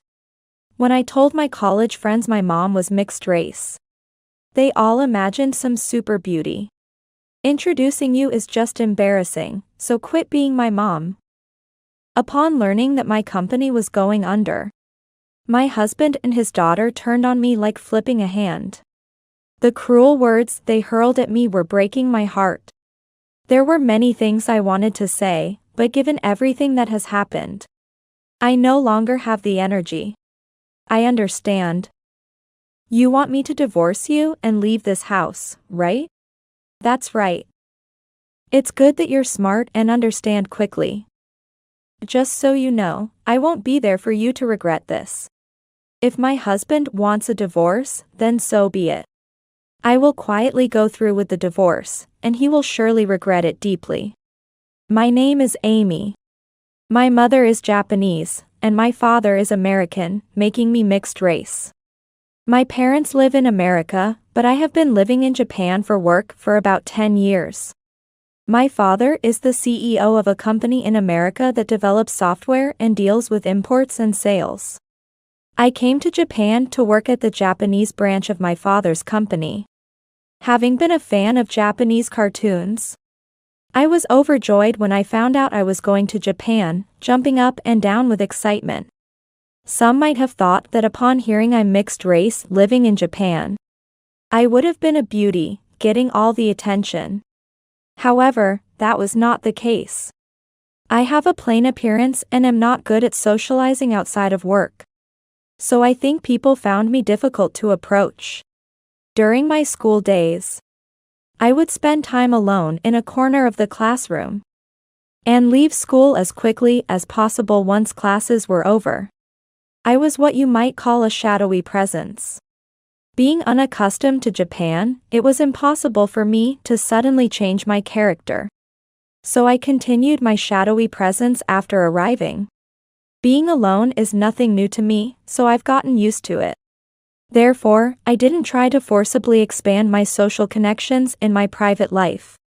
Rather, I had given up, thinking it was something I couldn't do.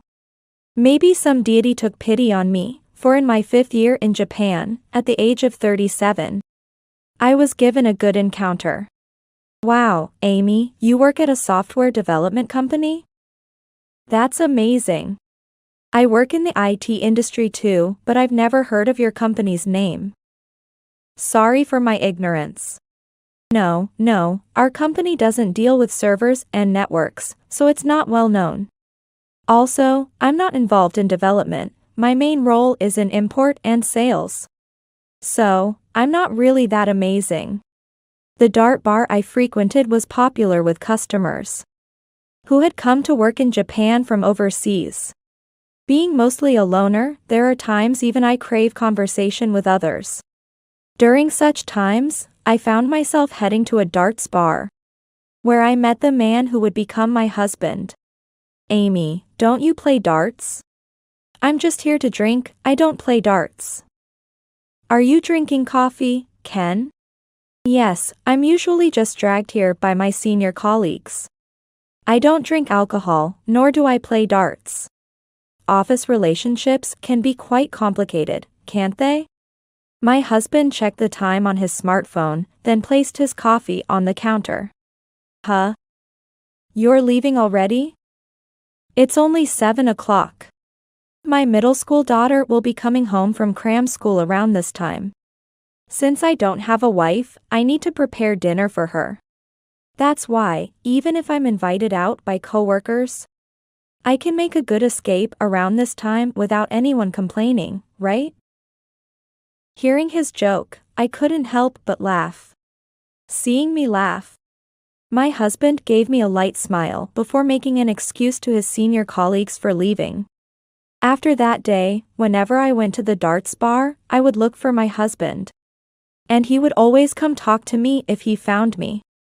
Amy, you work at your father's company, right? That's amazing. Not really. It might seem big because we have branches overseas. But it's not that large. It's like a small to medium-sized business in Japan. Even though it was a darts bar, we, who didn't play darts, always enjoyed standing and talking at the end of the counter with a drink in hand. Each time we met, my husband and I grew closer. And we started meeting outside the darts bar as well. It was a natural progression to start dating. As I approached my 40s, I was elated to finally experience spring. However, I couldn't just bask in happiness. To continue dating my husband, I needed to build a relationship with his daughter, Naomi. Naomi was 15 years old at the time, a middle schooler on the verge of exams. A period that required careful consideration. I was worried, but it soon became clear that my worries were unnecessary. Amy, you lived in America until 5 years ago, right? Being mixed race, capable at work, you're full of cool factors. Why are you dating my dad? Hey, don't praise Amy and beat me down at the same time. Right. We shouldn't speak ill of Ken. Besides, I'm not that cool. I started having dinner at my husband's house with his daughter. The three of us would enjoy meals together, joking around. From any perspective, it was the dinner of an ordinary family. And I cherished that ordinariness more than anything. With a good relationship with his daughter, we decided to get married 2 years into our relationship. Everything had gone smoothly up to this point. But being an international marriage, things got hectic from there. The most challenging part was meeting each other's parents. I took my husband and his parents to America. But since neither my husband nor his parents spoke English or understood foreign cultures well, it was difficult. Wow, these are your father's company's documents. It's all in English, I have no idea what it says. This part describes the main product. What should we do about the dowry? In terms of weddings, New Year's money, gifts for births and school admissions, and other occasions requiring substantial amounts of money. Such practices are not common here, so they're not necessary. Understanding both Japanese and American languages and cultures. My mother and I were very busy. However, being busy meant that my husband and his parents were trying to understand the environment I grew up in and my parents. Despite the hustle and bustle, I felt a pleasant fatigue. After our wedding went smoothly, I started living with my husband and daughter. The three of us together in his home. I thought we were going to start a happy life as a family of three in Japan. But gradually, the situation seemed to become ominous. A year after our marriage, when our daughter became a high school student, my husband made a suggestion. Naomi's high school entrance exams really drove it home for me. My late work hours have put too much of a burden on Naomi. With the university entrance exams coming up, which are going to be even tougher, it might be better if one of us increases our time at home, right? That might be true, but this conversation had occasionally taken place between my husband and me when we were alone in the living room. Because there were matters we couldn't easily decide on. We had been putting off coming to a conclusion. My husband seemed to be suggesting that it was about time to make a decision, with a serious look on his face. Seeing that expression, I wondered if we could delay making a decision until about next year, when our daughter starts preparing for her university exams. Though perspectives are changing in cases like this, it's still more common in Japan for women to quit their jobs to handle household chores and childcare. This situation seems like my husband is suggesting I quit my job or find a job that allows me to come home early. However, that's not the case for us. That's why I'm troubled. So, Ken, you're thinking I should continue with my current job. And you should find a job that allows you to come home earlier, right? Considering our situation, that makes sense, doesn't it? You earn a higher salary. More importantly, you work at your father's company. It wouldn't make sense for you to quit, right? That's true if we're only looking at the situation. But are you okay with this? You've been at your company for over 20 years, haven't you? If it's for Naomi, then I'm fine with it. I couldn't meet my husband's earnest gaze and looked away. I felt guilty for making him quit the company he had worked at for so long. However, he seemed resolved. I was embarrassed for not noticing his determination earlier and trying to postpone the decision. Okay. Let's do that then. I gave in to my husband's resolve and accepted his proposal on the spot. Did both of you bring your lunch? Of course, I did. There's no way I'd forget that. Sorry. I forgot mine. As our daughter hurried out to avoid being late, I took off my half-worn shoes at the entrance and rushed back to the kitchen to get the lunch my husband had prepared. My husband quit his job and became a part-time house husband. With him taking care of the household and looking after our daughter, I can focus on my work. Also, with him being at home more, he was able to support our daughter thoroughly, which helped her smoothly pass her university entrance exams. Though I felt guilty for having my husband quit his job, it might have been the right choice for our family. I packed the lunch left on the kitchen table into my bag, grateful to my husband. However, 3 years into our marriage, the situation has significantly changed.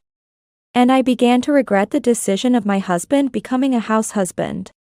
I'm home. Huh? What's for dinner? Isn't it on the table? Instant noodles? Again? Can't be helped. Being a house husband is busy, you know. Besides, it looks like your salary has decreased this month. Is your company okay? Huh? The company? Yeah. It's fine. Don't worry. Your salary has been gradually decreasing for the past 2 years. And it's significantly dropped these last 2 months. Of course, I'm worried. I quit my job, after all. Work hard and earn more. We have Naomi's tuition fees to think about. This instant noodles are also part of saving for emergencies, so just bear with it and eat. Okay. I couldn't respond to my husband and poured hot water into the instant noodles, glancing at the washed dishes for 2. My husband, who was kind during our first year of marriage, gradually changed his attitude from the second year and now in our third year. Dinner is instant noodles, and instead of a packed lunch, he hands me a $5. Furthermore, it wasn't just my husband whose attitude changed. Hey, don't use the bath before me just because you came home early. The bathwater gets all old lady smelling. Huh? Oh, sorry. But do I really smell that bad? Don't talk back. Just say okay, and keep quiet. I had decided to take a bath early since I came home sooner than usual. But as I exited the bath, my daughter stormed into the changing room and yelled at me. She threw my clothes into the hallway and slammed the bathroom door shut from inside. Being suddenly kicked out, and not fully dried off, I quietly returned to the changing room. It sounded like my daughter was still in the bath, probably intending to change the water. I hurriedly dried off and threw the bath towel into the laundry basket. Then quietly left the changing room and got dressed in the hallway. I had become completely treated like an old lady by my daughter. To a 20-year-old daughter, a 42-year-old me might seem like an old lady. A few years ago, she used to say I was cool, but now, that feels like a distant memory. If anyone were treated so terribly at home, it would be normal for them to snap at their husband and daughter. However, since they are family, I want to avoid making our relationship even worse by getting angry. But honestly, the real reason is probably because I'm inherently introverted. In the current situation, it's clear that my husband and daughter have teamed up against me, making it a 2-against-1 scenario.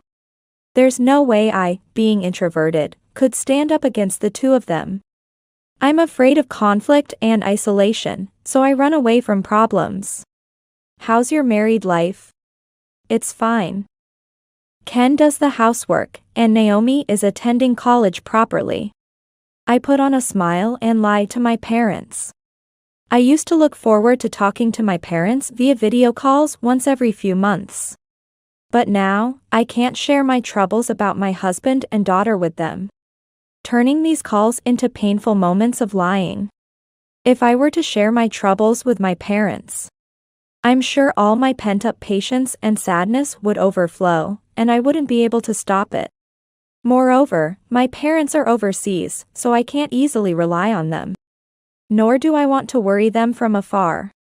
So, I force myself to swallow the complaints that almost escape my throat and push them back down. I should just yell at my husband and daughter. Or I should consult my troubles with my parents, even though they are across the sea. Some people might think this is frustrating, but that's how introverts are. However, I understand that not taking action myself and not properly explaining why my salary has been decreasing are making things worse. But being introverted isn't all bad. Sometimes, by not taking action, problems resolve themselves. In this case, my husband ended up self-destructing. One day, when I came home from work, as usual, there was a cup of instant noodles on the kitchen table. Just as I was about to sigh while picking up the cup noodles, my husband spoke from behind me. I'm the one who wants to sigh. What? I was caught off guard and flinched, causing the toppings inside the cup noodles to rattle like maracas. Oh, you were here. You scared me. I heard from a former colleague of yours that your company is pulling out. The salary has been decreasing for the past 3 months. It looks really bad now. That. I wanted to discuss something about that. I should have brought it up sooner. But, recently, how you and Naomi have been, That's why it's been so hard to bring it up. A discussion? You're just going to tell me to work because your company is going under, right? What? The company going under? Well, that's one way to put it. But that's not what I wanted to talk about. What's this? Are we finally kicking her out? As I was about to explain the reason behind my reluctance to discuss my company's salary issues, My daughter, hearing our voices, came into the kitchen. She naturally stood by my husband's side, fully intent on ganging up on me 2 against 1. Yeah, I told you before, right? Her company is about to go under. Seems like it's true. Seriously? Then there's no reason for her to stay here anymore, right? Exactly. And I even quit my job. Really, Dad is just too pitiful. Unable to find the right moment to interject, I could only listen to their rapid-fire conversation. It's embarrassing how my introverted tendencies kick in even at times like this. But as I remained silent, they continued to utter unbelievable things. I tolerated her not-so-great looks because her parents are the presidents. Thinking at least I married someone from a good background, but this is unacceptable. Sure, being raised in America and being so good at her job is cool. But raising the bar with her mixed heritage and then looking like this?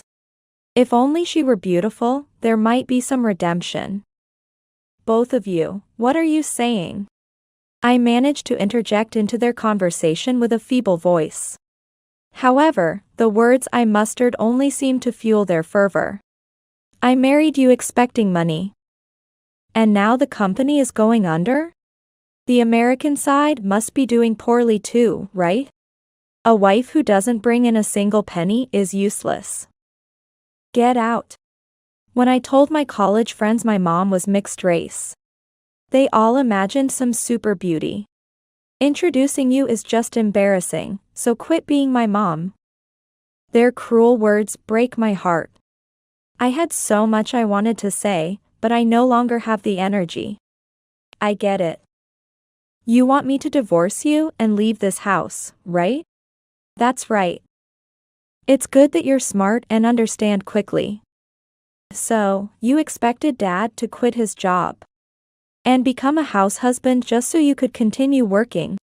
And now that you're out of a job, you plan on relying on him? That's really low of you.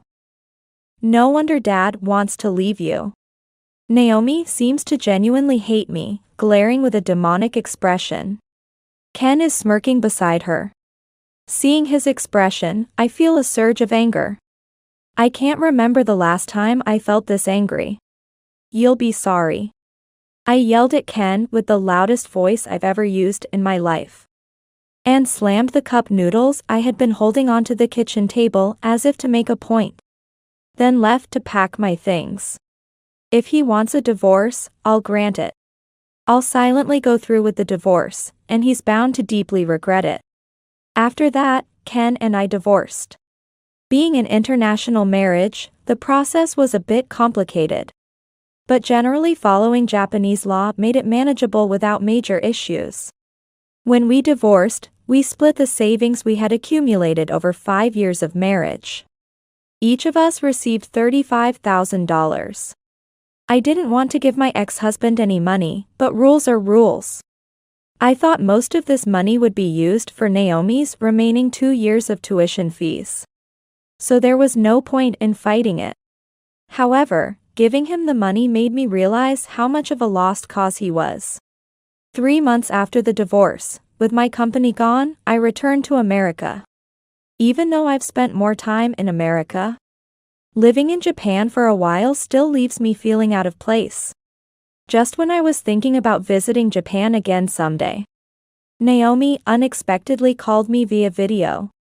Mom, help me. What's wrong? The video quality is poor, but Naomi's panicked expression is clear. I suspected my ex-husband was to blame, but the details exceeded my expectations. I was deceived by Dad. I'm so sorry for all the terrible things I said to you before. I'm sorry. I'm sorry. I'm sorry. Naomi is continuously apologizing. And I still can't see the full picture of what my ex-husband did to her. I decided to calm her down first and figure out what happened in these 3 months. You know the tuition payment is due soon, right? Dad says I have to pay it myself. He said it's okay if I do, but then I must pay him back with interest once I start working. Why? I left enough money for your tuition when we divorced, didn't I?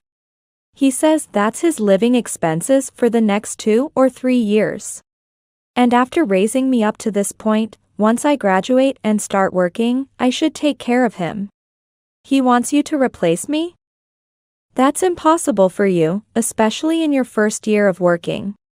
He said he took me in just for that reason, and if I don't fulfill my role, I'd be just like you. I was fidgeting without realizing it. Fidgeting isn't something I picked up in Japan, people do it in America too when they're irritated. I noticed my fidgeting and realized how frustrated I was. Mom, I'm so sorry. I never thought Dad was like that. So when he badmouthed you, I started hating you too. He always called you ugly.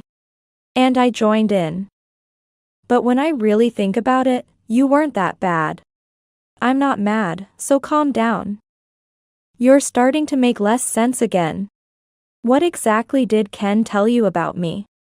He said he didn't want to quit his job, but you forced him to. And after the company went under, you said it was now his turn to work. I muted the call, sighed heavily, and then unmuted it. I had a hunch when I was confronted with the divorce. Seeing the smirk on my ex-husband's face. And how my daughter's words towards me were all in line with what my ex-husband said. That hunch turned into conviction when I heard my daughter's words. Realizing that my ex-husband had indoctrinated her into thinking I was a bad woman just to divorce me. Also, from there, I began to understand my ex-husband's ridiculous plan. He took custody of our daughter, intending to live off her, but then the daughter of a company president, appeared and we got married. So he changed his plan to live off me instead. However, when he learned that the company I worked for was going under, he decided to discard me and return to his plan of living off our daughter. My daughter was wrong to believe my ex-husband's words. Even if she was deceived, the fact that she said things that hurt me is undeniable. However, I think my ex-husband began to plant a bad impression of me in my daughter's mind around her senior year of high school. At that age, she was still very much a child. Especially since she was raised in a single-father environment. It's understandable that my daughter believed my ex-husband's words. I know the kind and cheerful daughter I had before she was manipulated. Therefore, I think it's fair to consider my daughter, like me, a victim of my ex-husband. I am once again filled with anger towards my ex-husband for deceiving my daughter and causing her so much sadness and pain. If your misunderstanding has been cleared up, then that's fine. It seems like you're genuinely reflecting, so I'll forgive you. Don't worry. I'll take care of you, Naomi. After ending the video call, I was overjoyed, thinking my kind daughter had returned. And before I knew it, my nervous tapping had stopped. However, my anger towards my ex-husband had not vanished. His misunderstandings will be corrected from now on. He will face significant regret once he realizes his mistake. I decided to look forward to that moment. 3 months after my daughter reached out for help, my ex-husband contacted me. What the hell is this? How come you have so much money to spare? Huh? What are you talking about? I understood what my ex-husband meant. But wanting to see his panicked state for as long as possible, I pretended not to know. He seemed quite flustered, leaning forward towards the camera. So his face loomed large on my computer screen. His face alone was enough to fill the screen with noise, not to mention his words. Naomi suddenly left home. There's no way she could have that kind of money. And when I asked Naomi, she said you've been paying for her tuition and rent. How do you have such money when you fled back to America after the company went under? Is it from your parents? Are you getting it from your father? Don't say such rude things. Unlike some people, I don't leech off my family. I'm sending Naomi money that I've earned myself, so you have no right to complain. Why do you have such leeway? Weren't you struggling with work just like me after the company went under? Your misunderstanding about the company going under and Dad's company not doing well is precisely that, a misunderstanding. What do you mean? The company in Japan is gone, isn't it? The company didn't go under because of poor management, but rather it was decided that moving the company to another country would be better considering Japan's economic situation and future prospects. That means it was simply a matter of giving up on business in Japan. Since the company is closing down, the amount of work will gradually decrease, right? Since we have an incentive system, it's natural that salaries will decrease as work diminishes. Other employees received various compensations. But I had already secured my next big job, and even just my base salary was enough for me. Besides, it was originally my father's company. So I didn't really mind and didn't receive much compensation. That's why my salary gradually decreased. Why didn't you tell me that? To explain that reason, I need to talk about my current job first. Earlier, I mentioned that I had secured my next big job, right? It's to become the CEO of my father's company. CEO? Like, the president. My ex-husband seemed too shocked by my words, and with a bang on the desk, he stood up. He moved out of the camera's view, and his annoyed face was cut off, leaving only his midsection visible on my computer screen. After a few seconds, my ex-husband sat down as if drained of strength, and his unwanted face returned to the screen. Thinking he would be frustrated, I deliberately decided to share something a bit provocative. Well, it's a bit different, but Yeah. something like a president. However, I'm currently a CEO candidate, doing the groundwork. I think I'll eventually become the CEO, and by then, my annual salary could be around $13 million. Annual salary? $13 million? Don't lie. Even an annual salary of $1 million would be insanely wealthy. Yes, in Japan, there are only a handful of people earning an annual salary of $13 million. But it's not the same overseas. What's going on? Wasn't Japan supposed to be a leading country in the world? Hearing about my annual salary of $13 million, my ex-husband seemed to lose even more strength and could no longer lift his head. Now, only the top of his head was visible on my computer screen. Indeed, earning an annual income of $1 million in Japan would be considered wealthy. However, in Japan, households with assets of over $5 million are considered ultra-wealthy. And they account for only about 0.17% of all households. And that's just for those with $5 million in assets. Therefore, my annual salary of $13 million is an incredible figure in Japan. But when you look at it on a global scale, it's not as astonishing. Comparing the salaries of major company presidents in Japan and the USA shows a 16-fold difference, with the median annual salary of top American company presidents being over $23 million. With people earning an annual salary of $23 million, my $13 million doesn't seem all that impressive. $13 million in annual salary. Why did you keep such an important thing a secret? Becoming the CEO candidate for my father's company means I'd have to move here, right? It's not easy to just discuss moving you and Naomi to America without considering the timing, right? But you misunderstood, thinking the company was going under and I was becoming unemployed. And treated me horribly. How could I talk to you about this? In the end, you even accused me of relying on my money, so how could I tell you anything? So, I let go of an annual salary of $13 million. Struggling, my husband managed to lift his head, but he overdid it, looking up at the ceiling. Now, his neck and chin were displayed on my screen. Beyond feeling frustrated, I decided to deliver the final blow of sarcasm to my completely disheartened ex-husband. Never mind about me, are you okay? Huh? I've heard from Naomi. You've been struggling with your job search, haven't you? A 5-year gap is fatal in the rapidly advancing IT industry. I heard you begged Naomi for help because the job is demanding and the pay is low. Wailing that you had no choice but to work for a black company. Knowing full well what it was like. Exactly. I come home on the last train almost every day. And my salary is barely above that of a new recruit. It's hard to save for my old age like this, not to mention maintaining my mental and physical health. Hey, you earn like $13 million a year, right?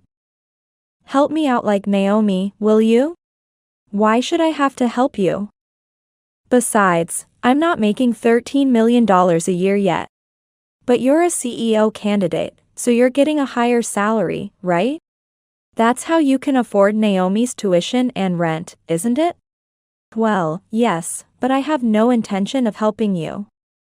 Keep slurping your cup noodles. Why would you say that? Naomi told me she saw your trash can filled with cup noodle containers when she went to pick up some stuff from your house. You're too exhausted from working at a black company to even cook, how sad. You might have had someone to cook for you if you had a family. Hey, don't leave me alone.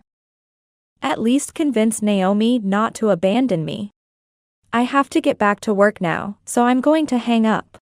Wait. It's already night. Don't hang up on me with that lie. I hung up the call without saying a word. It might be around 11 p.m. in Japan, but it's just past 1 p.m. where I am. My ex-husband must be really desperate not to consider the time difference. Satisfied to see my ex-husband frustrated and anxious, I stretched and got back to work. It seems he continued to work at the toxic company even after our call. However, his body, at 46, and the 5-year gap soon reached their limits. My ex-husband quit his job and started looking for another.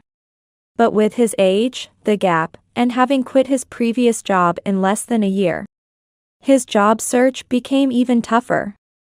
Eventually realizing he couldn't find a job in the IT industry under his conditions, my ex-husband, having some experience in part-time jobs, ended up working at a supermarket. This job was tough, too. Learning new things at 46 was hard. And he was scorned by part-time students as a useless old man. Moreover, the supermarket job starts early and is physically demanding. My ex-husband is already mentally and physically drained. Quitting this job would only make his next job search harder, so he continues to live on. Slurping cup noodles at home, drained every day.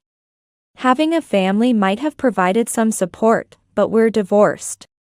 And my daughter has moved out thanks to the money I provided. Naturally, she intends to cut ties with my ex-husband. So unless he finds a new wife, he'll be alone forever. Given his current situation, I doubt there's a next time for him. So he'll have to manage on his own from now on. My daughter and I occasionally video call each other. She wants to get involved in developing software or apps like me after graduating, and is working hard on her studies. As for me, I'm working hard at my father's company to become CEO. There are differences in the system compared to Japanese companies. And I'm facing various challenges. Though it's tough, I make it a point to visit Japan about once a year to keep my motivation for work. While seeing my daughter is my main reason for visiting Japan, I also love cartoons. So I want to shop for merchandise. When I go to Japan, I plan to stay in my daughter's room. Next month will be my first overnight stay at my daughter's place. Thinking about my trip to Japan next month, I'm motivated to work hard today.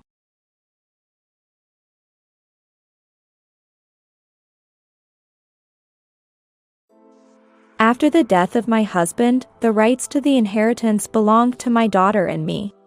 So my brother, Jack, can't claim any of it. However, Jack didn't understand what it meant. Sarah and I are all set to move. We're just about ready to move in. I agreed to sell our house because I was told we could get your brother-in-law's house.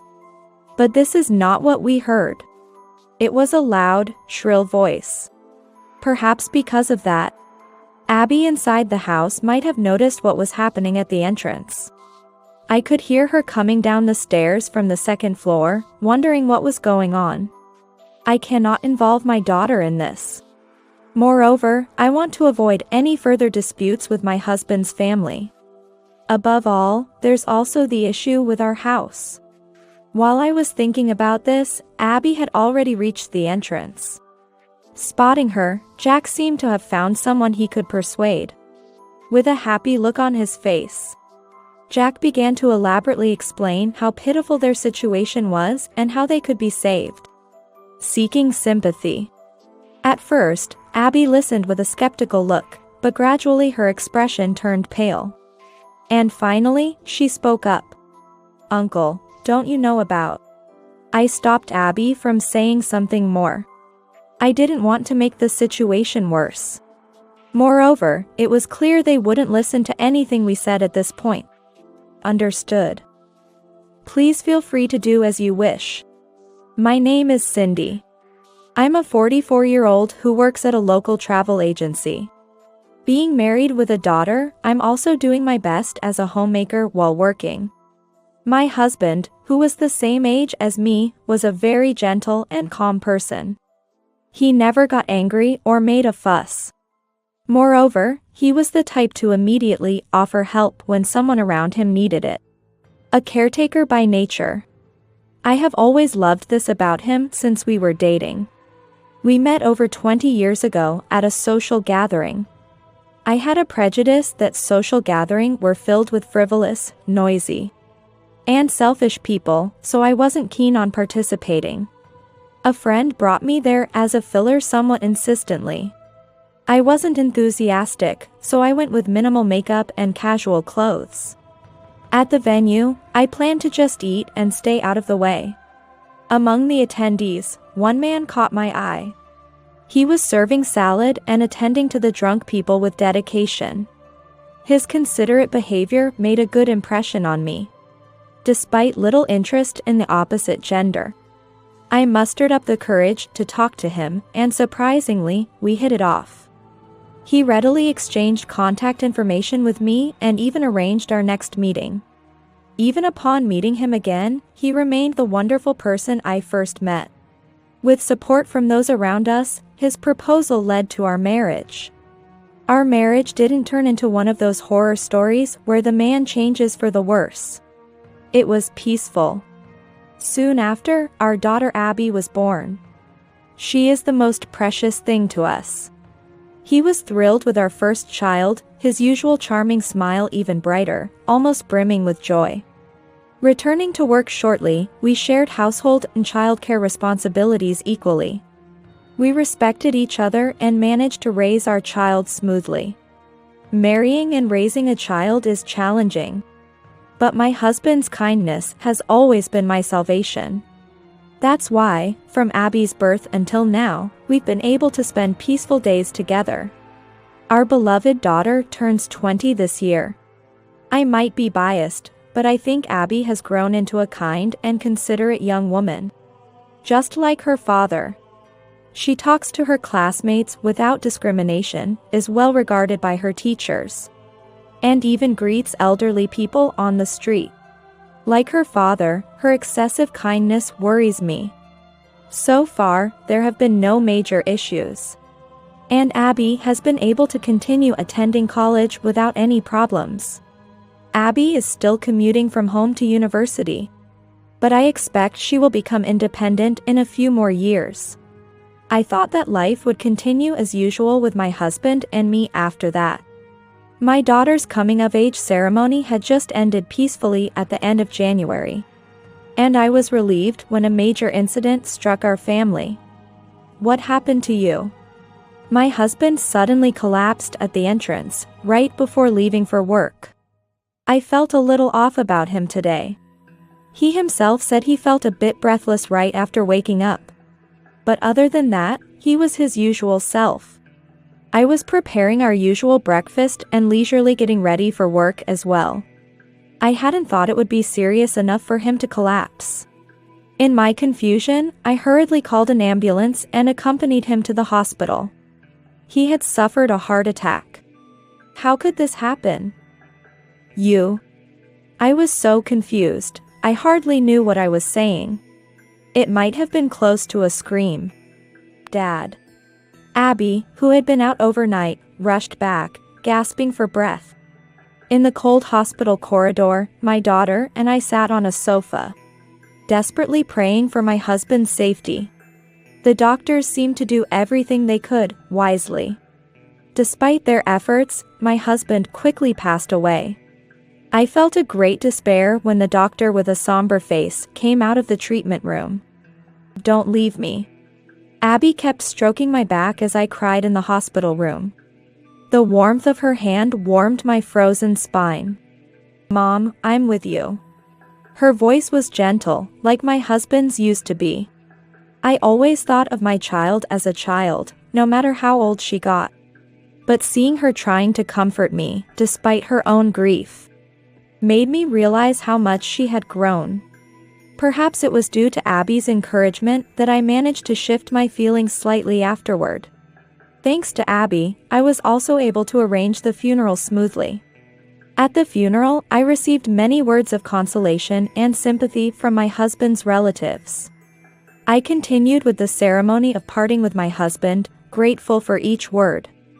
The ceremony was hard, and I nearly broke down many times during the funeral. But thanks to Abby and those around us, I managed to finish it. Not only Abby and my husband's relatives were concerned about my depressed state. During the funeral, as I was mentally vulnerable, my parents reached out to me, worried. They told me to come back home.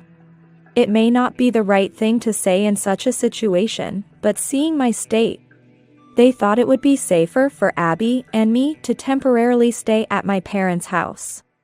I was too sunk in grief over my husband's death to even consider it. Moreover, it had been over 20 years since I got married and left home. I wanted some time to think, so I declined my parents' offer at that time. And so, I quickly became known as a widow. Being a widow might give the impression of financial instability. However, I worked as a full-time employee, so I had less worry about income. Abby was a top student, which meant her university tuition fees were partially waived, which helped a lot. However, a new problem arose shortly after the commotion. It emerged while Abby and I were settling the inheritance and other aftermaths. It was the first time I sighed over an issue caused by my late husband. What should we do about living from now on? As someone who deeply loved my husband, the shock was immense. Yet, I understood that my daughter, Abby, and those around us were always on my side. I decided to confront this issue head-on and think it through.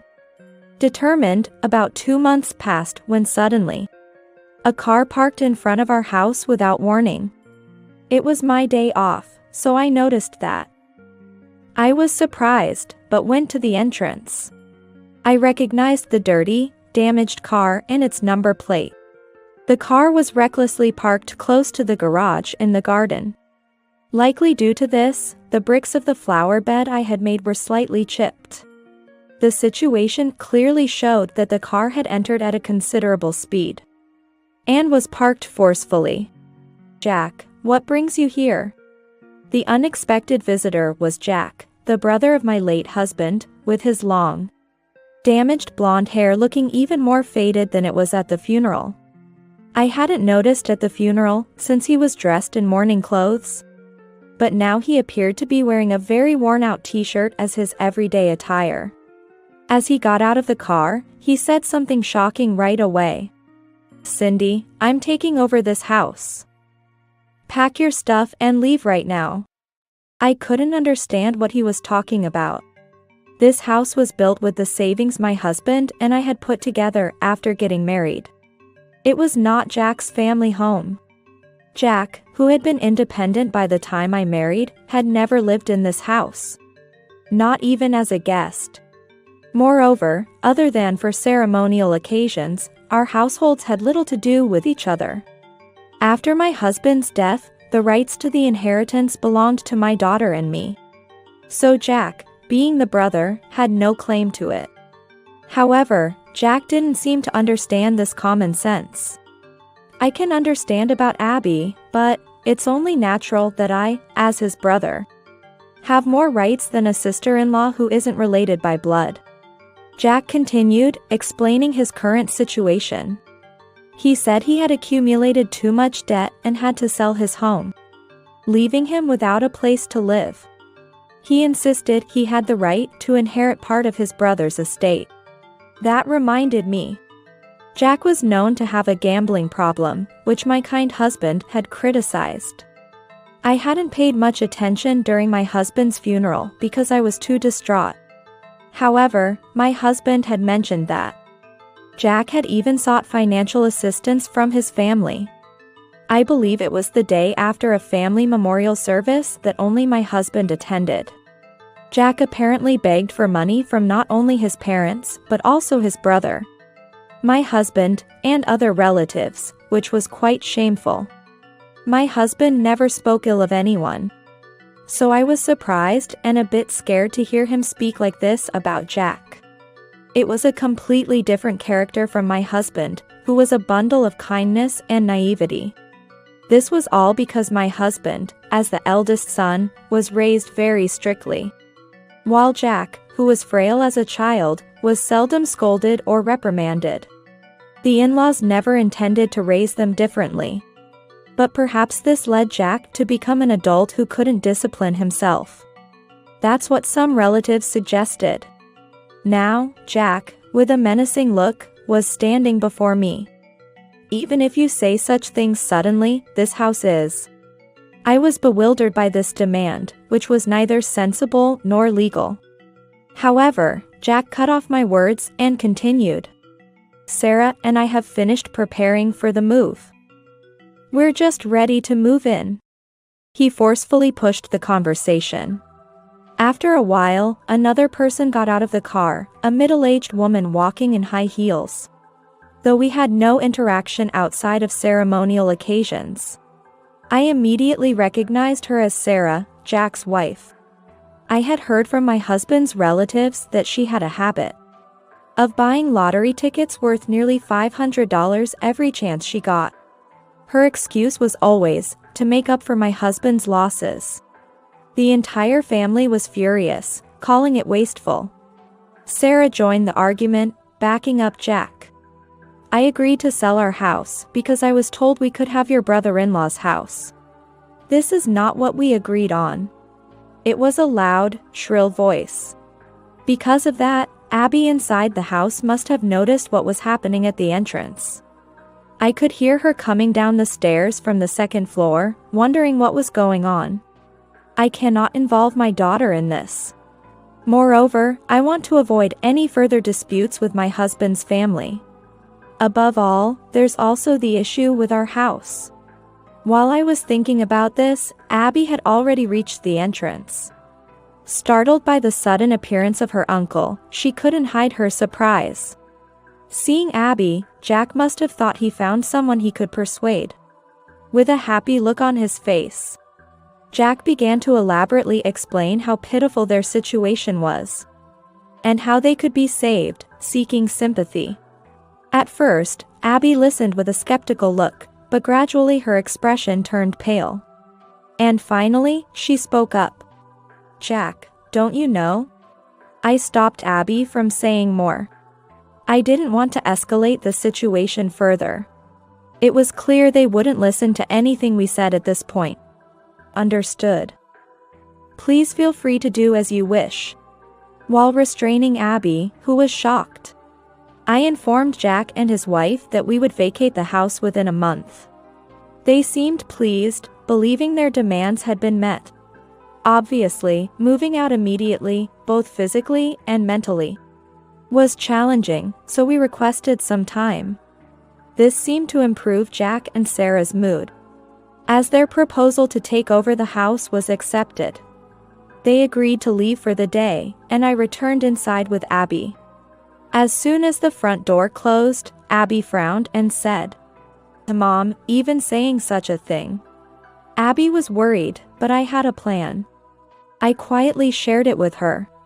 Listening attentively, Abby agreed to cooperate with the plan. We decided to leave the house voluntarily. I would return to my parents' home, as they had suggested. As for Abby, living in an apartment for one was the decision, since commuting to university from my parents' house would become impractical. Though I wished she could stay with me, I understood that dropping out of university was not an option. Moreover, she had dreams and goals she wanted to achieve at university. I had always communicated the challenges of living alone, but she seemed determined. So, I immediately called my parents. Abby quickly started looking for student apartments on her smartphone. My parents agreed to take me back, and luckily, we found an available apartment for Abby right away. Additionally, finding a moving service for both of us was surprisingly easy due to it being an off-peak season. Despite the abruptness of our move, everything went smoothly. Thus, Abby and I left the house filled with memories of my husband. One day, after settling into our new lives, the phone rang at my parents' house. Not recognizing the number and hesitant due to the prevalence of scam calls targeting the elderly, I reluctantly answered after it kept ringing. "Cindy." The moment I put the receiver to my ear, a booming voice came through, recognizable as Jack's yelling. "They said they'd call the police if we stayed in your house." "What's this all about?" Jack sounded panicked, confused to the point of incoherence. After calming him down, I listened to his story. Somewhat calmed, Jack explained that after we left, they moved into the house as planned. Initially, everything seemed fine as he and Sarah settled in. However, soon an unknown real estate agency showed up, claiming the house was listed for sale and threatening to charge them with trespassing if they didn't leave. They even had a master key. When Jack protested, saying there must be a mistake or it was a scam, the agency threatened to call the police. I sighed deeply after hearing the story and responded, "Yes, the house has been sold. It should be listed as a second-hand home by the real estate agency, as they said." Jack was stunned on the other end of the call. I could hear Sarah asking what was going on in the background.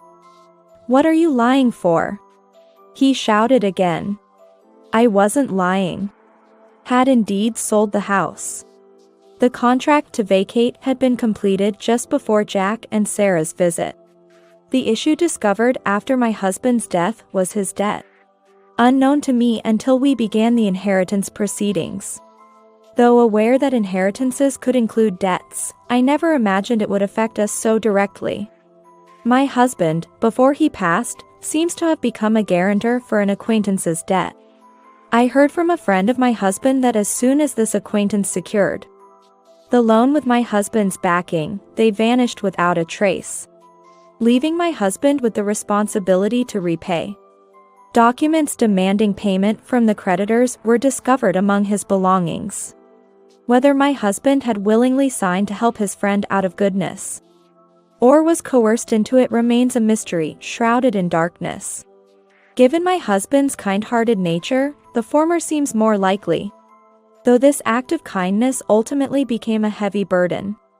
Faced with a substantial amount of debt, the solution wasn't straightforward. Even though I was working and Abby's tuition wasn't exorbitantly high. Upon consulting with my parents, they suggested, "Why not sell the house and come back home? We're always here to welcome you." This was a reiteration of their previous advice during my period of grief following my husband's death.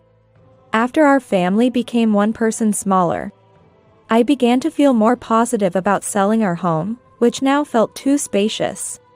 I realized I couldn't dwell on the shock forever. With my daughter, Abby, now a college student and an adult, I thought it might be a good time to start anew. That's why I agreed with my parents' suggestion. Whether Abby would come with me or live on her own wasn't decided until just before the move. By the time Jack and Sarah came to claim the house, the sale had already been finalized. In essence, the house was no longer mine at that point. This was not what I was informed about. I tried to discuss the ownership of the house with you at that time. Jack and Sarah, having not listened to our side of the story, insisted the house was rightfully theirs.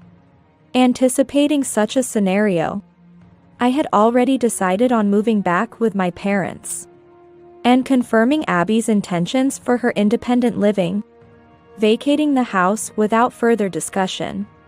This was the subtle plan I had devised. Reflecting on it, a more thorough approach to the house transfer could have prevented this mishap.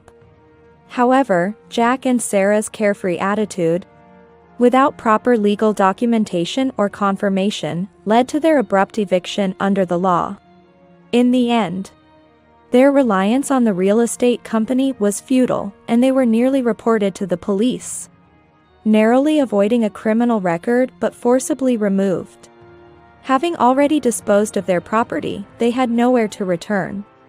They attempted to seek refuge with Jack's parents and relatives, burdened with their belongings. However, their well-known financial recklessness, particularly Jack's gambling addiction, led to a unanimous rejection from the family, including my in-laws. Attempts were made to seek help from us, but lacking knowledge of my whereabouts or Abby's university and living arrangements, they found no aid. This ensured we had no concern about being pursued by them. Faced with desperation and no apparent solution, Jack and Sarah perhaps resorted to squandering their last resources on gambling and lotteries, only to face utter defeat. Despite their looking down on a homeless lifestyle, or living modestly on government or local assistance, they couldn't abandon their aversion to it, resorting to loan sharks and stubbornly repeating their gambling and lottery habits led them back into a pit of debt. This time, dealing with loan sharks meant they couldn't easily dodge their responsibilities as before. This information came to me during an apology session arranged by my late husband's parents, the in-laws. They expressed their deepest regrets about the entire ordeal, indicating they had lost track of them and hadn't heard any news since. Even the in-laws couldn't trace their whereabouts, receiving no calls or pleas for money lately. This silence somewhat reveals their current plight. It's heartbreaking to see my husband's family fall into such dire circumstances. The in-laws' grief must be even more profound. They lamented overindulging their younger son due to his frail health in childhood, which inadvertently led to this crisis. Moreover, they mourned the tragedy caused by their eldest son's kindness, which ultimately burdened their granddaughter. They even went as far as to offer a deep bow of apology to Abby and me, affirming they would never assist Jack again, regardless of the circumstances. Honestly, at first, I had some concerns about my in-laws who were at the center of these events. However, after seeing the sincerity in their eyes, I realized I still wanted to maintain a good relationship with them going forward. They prioritized the well-being of Abby and me and handled everything so thoughtfully, which I am extremely grateful for. Although my husband is no longer with us, Abby and I promised to visit his parents regularly. Abby adores both my parents and my husband's, so she's very happy about this. As for me, moving back home meant I had to quit my job. While it's not impossible to commute to my daughter's university from there, I'm also of an age where pushing myself too hard isn't wise. So, I've decided against enduring long commutes. My colleagues and superiors reached out to me after my husband's death and the sale of our house, but their concern is unnecessary. I've found a job that allows for remote work, leveraging my previous experience in a similar field. Now, I'm working from a room in my parents' house. Working from home is still somewhat unfamiliar, but I'm gradually getting used to this new lifestyle. Abby and I keep in touch regularly. Despite the uncertainties of starting anew, I have confidence in my daughter. She's diligently juggling household chores, studies, and part-time work, learning from friends who are also living on their own. From this experience, she's learned that excessive kindness can sometimes harm oneself. We need to take care of ourselves first. It means you need to take care of yourself more, Mom. During her recent visit home, she shared these encouraging words. Hearing this, I felt moved by her maturity and reassured. Abby, glancing down, shyly shared. My goal now is to find someone wonderful. Someone who can have the kind of relationship you and Dad had. Toe, you think so? Exchanging looks, we couldn't help but smile. I know the future may hold many challenges. But with the support of the now reliable Abby, our parents, and those around us, I'm determined to live resolutely. I want to lead a life that would make my late husband proud.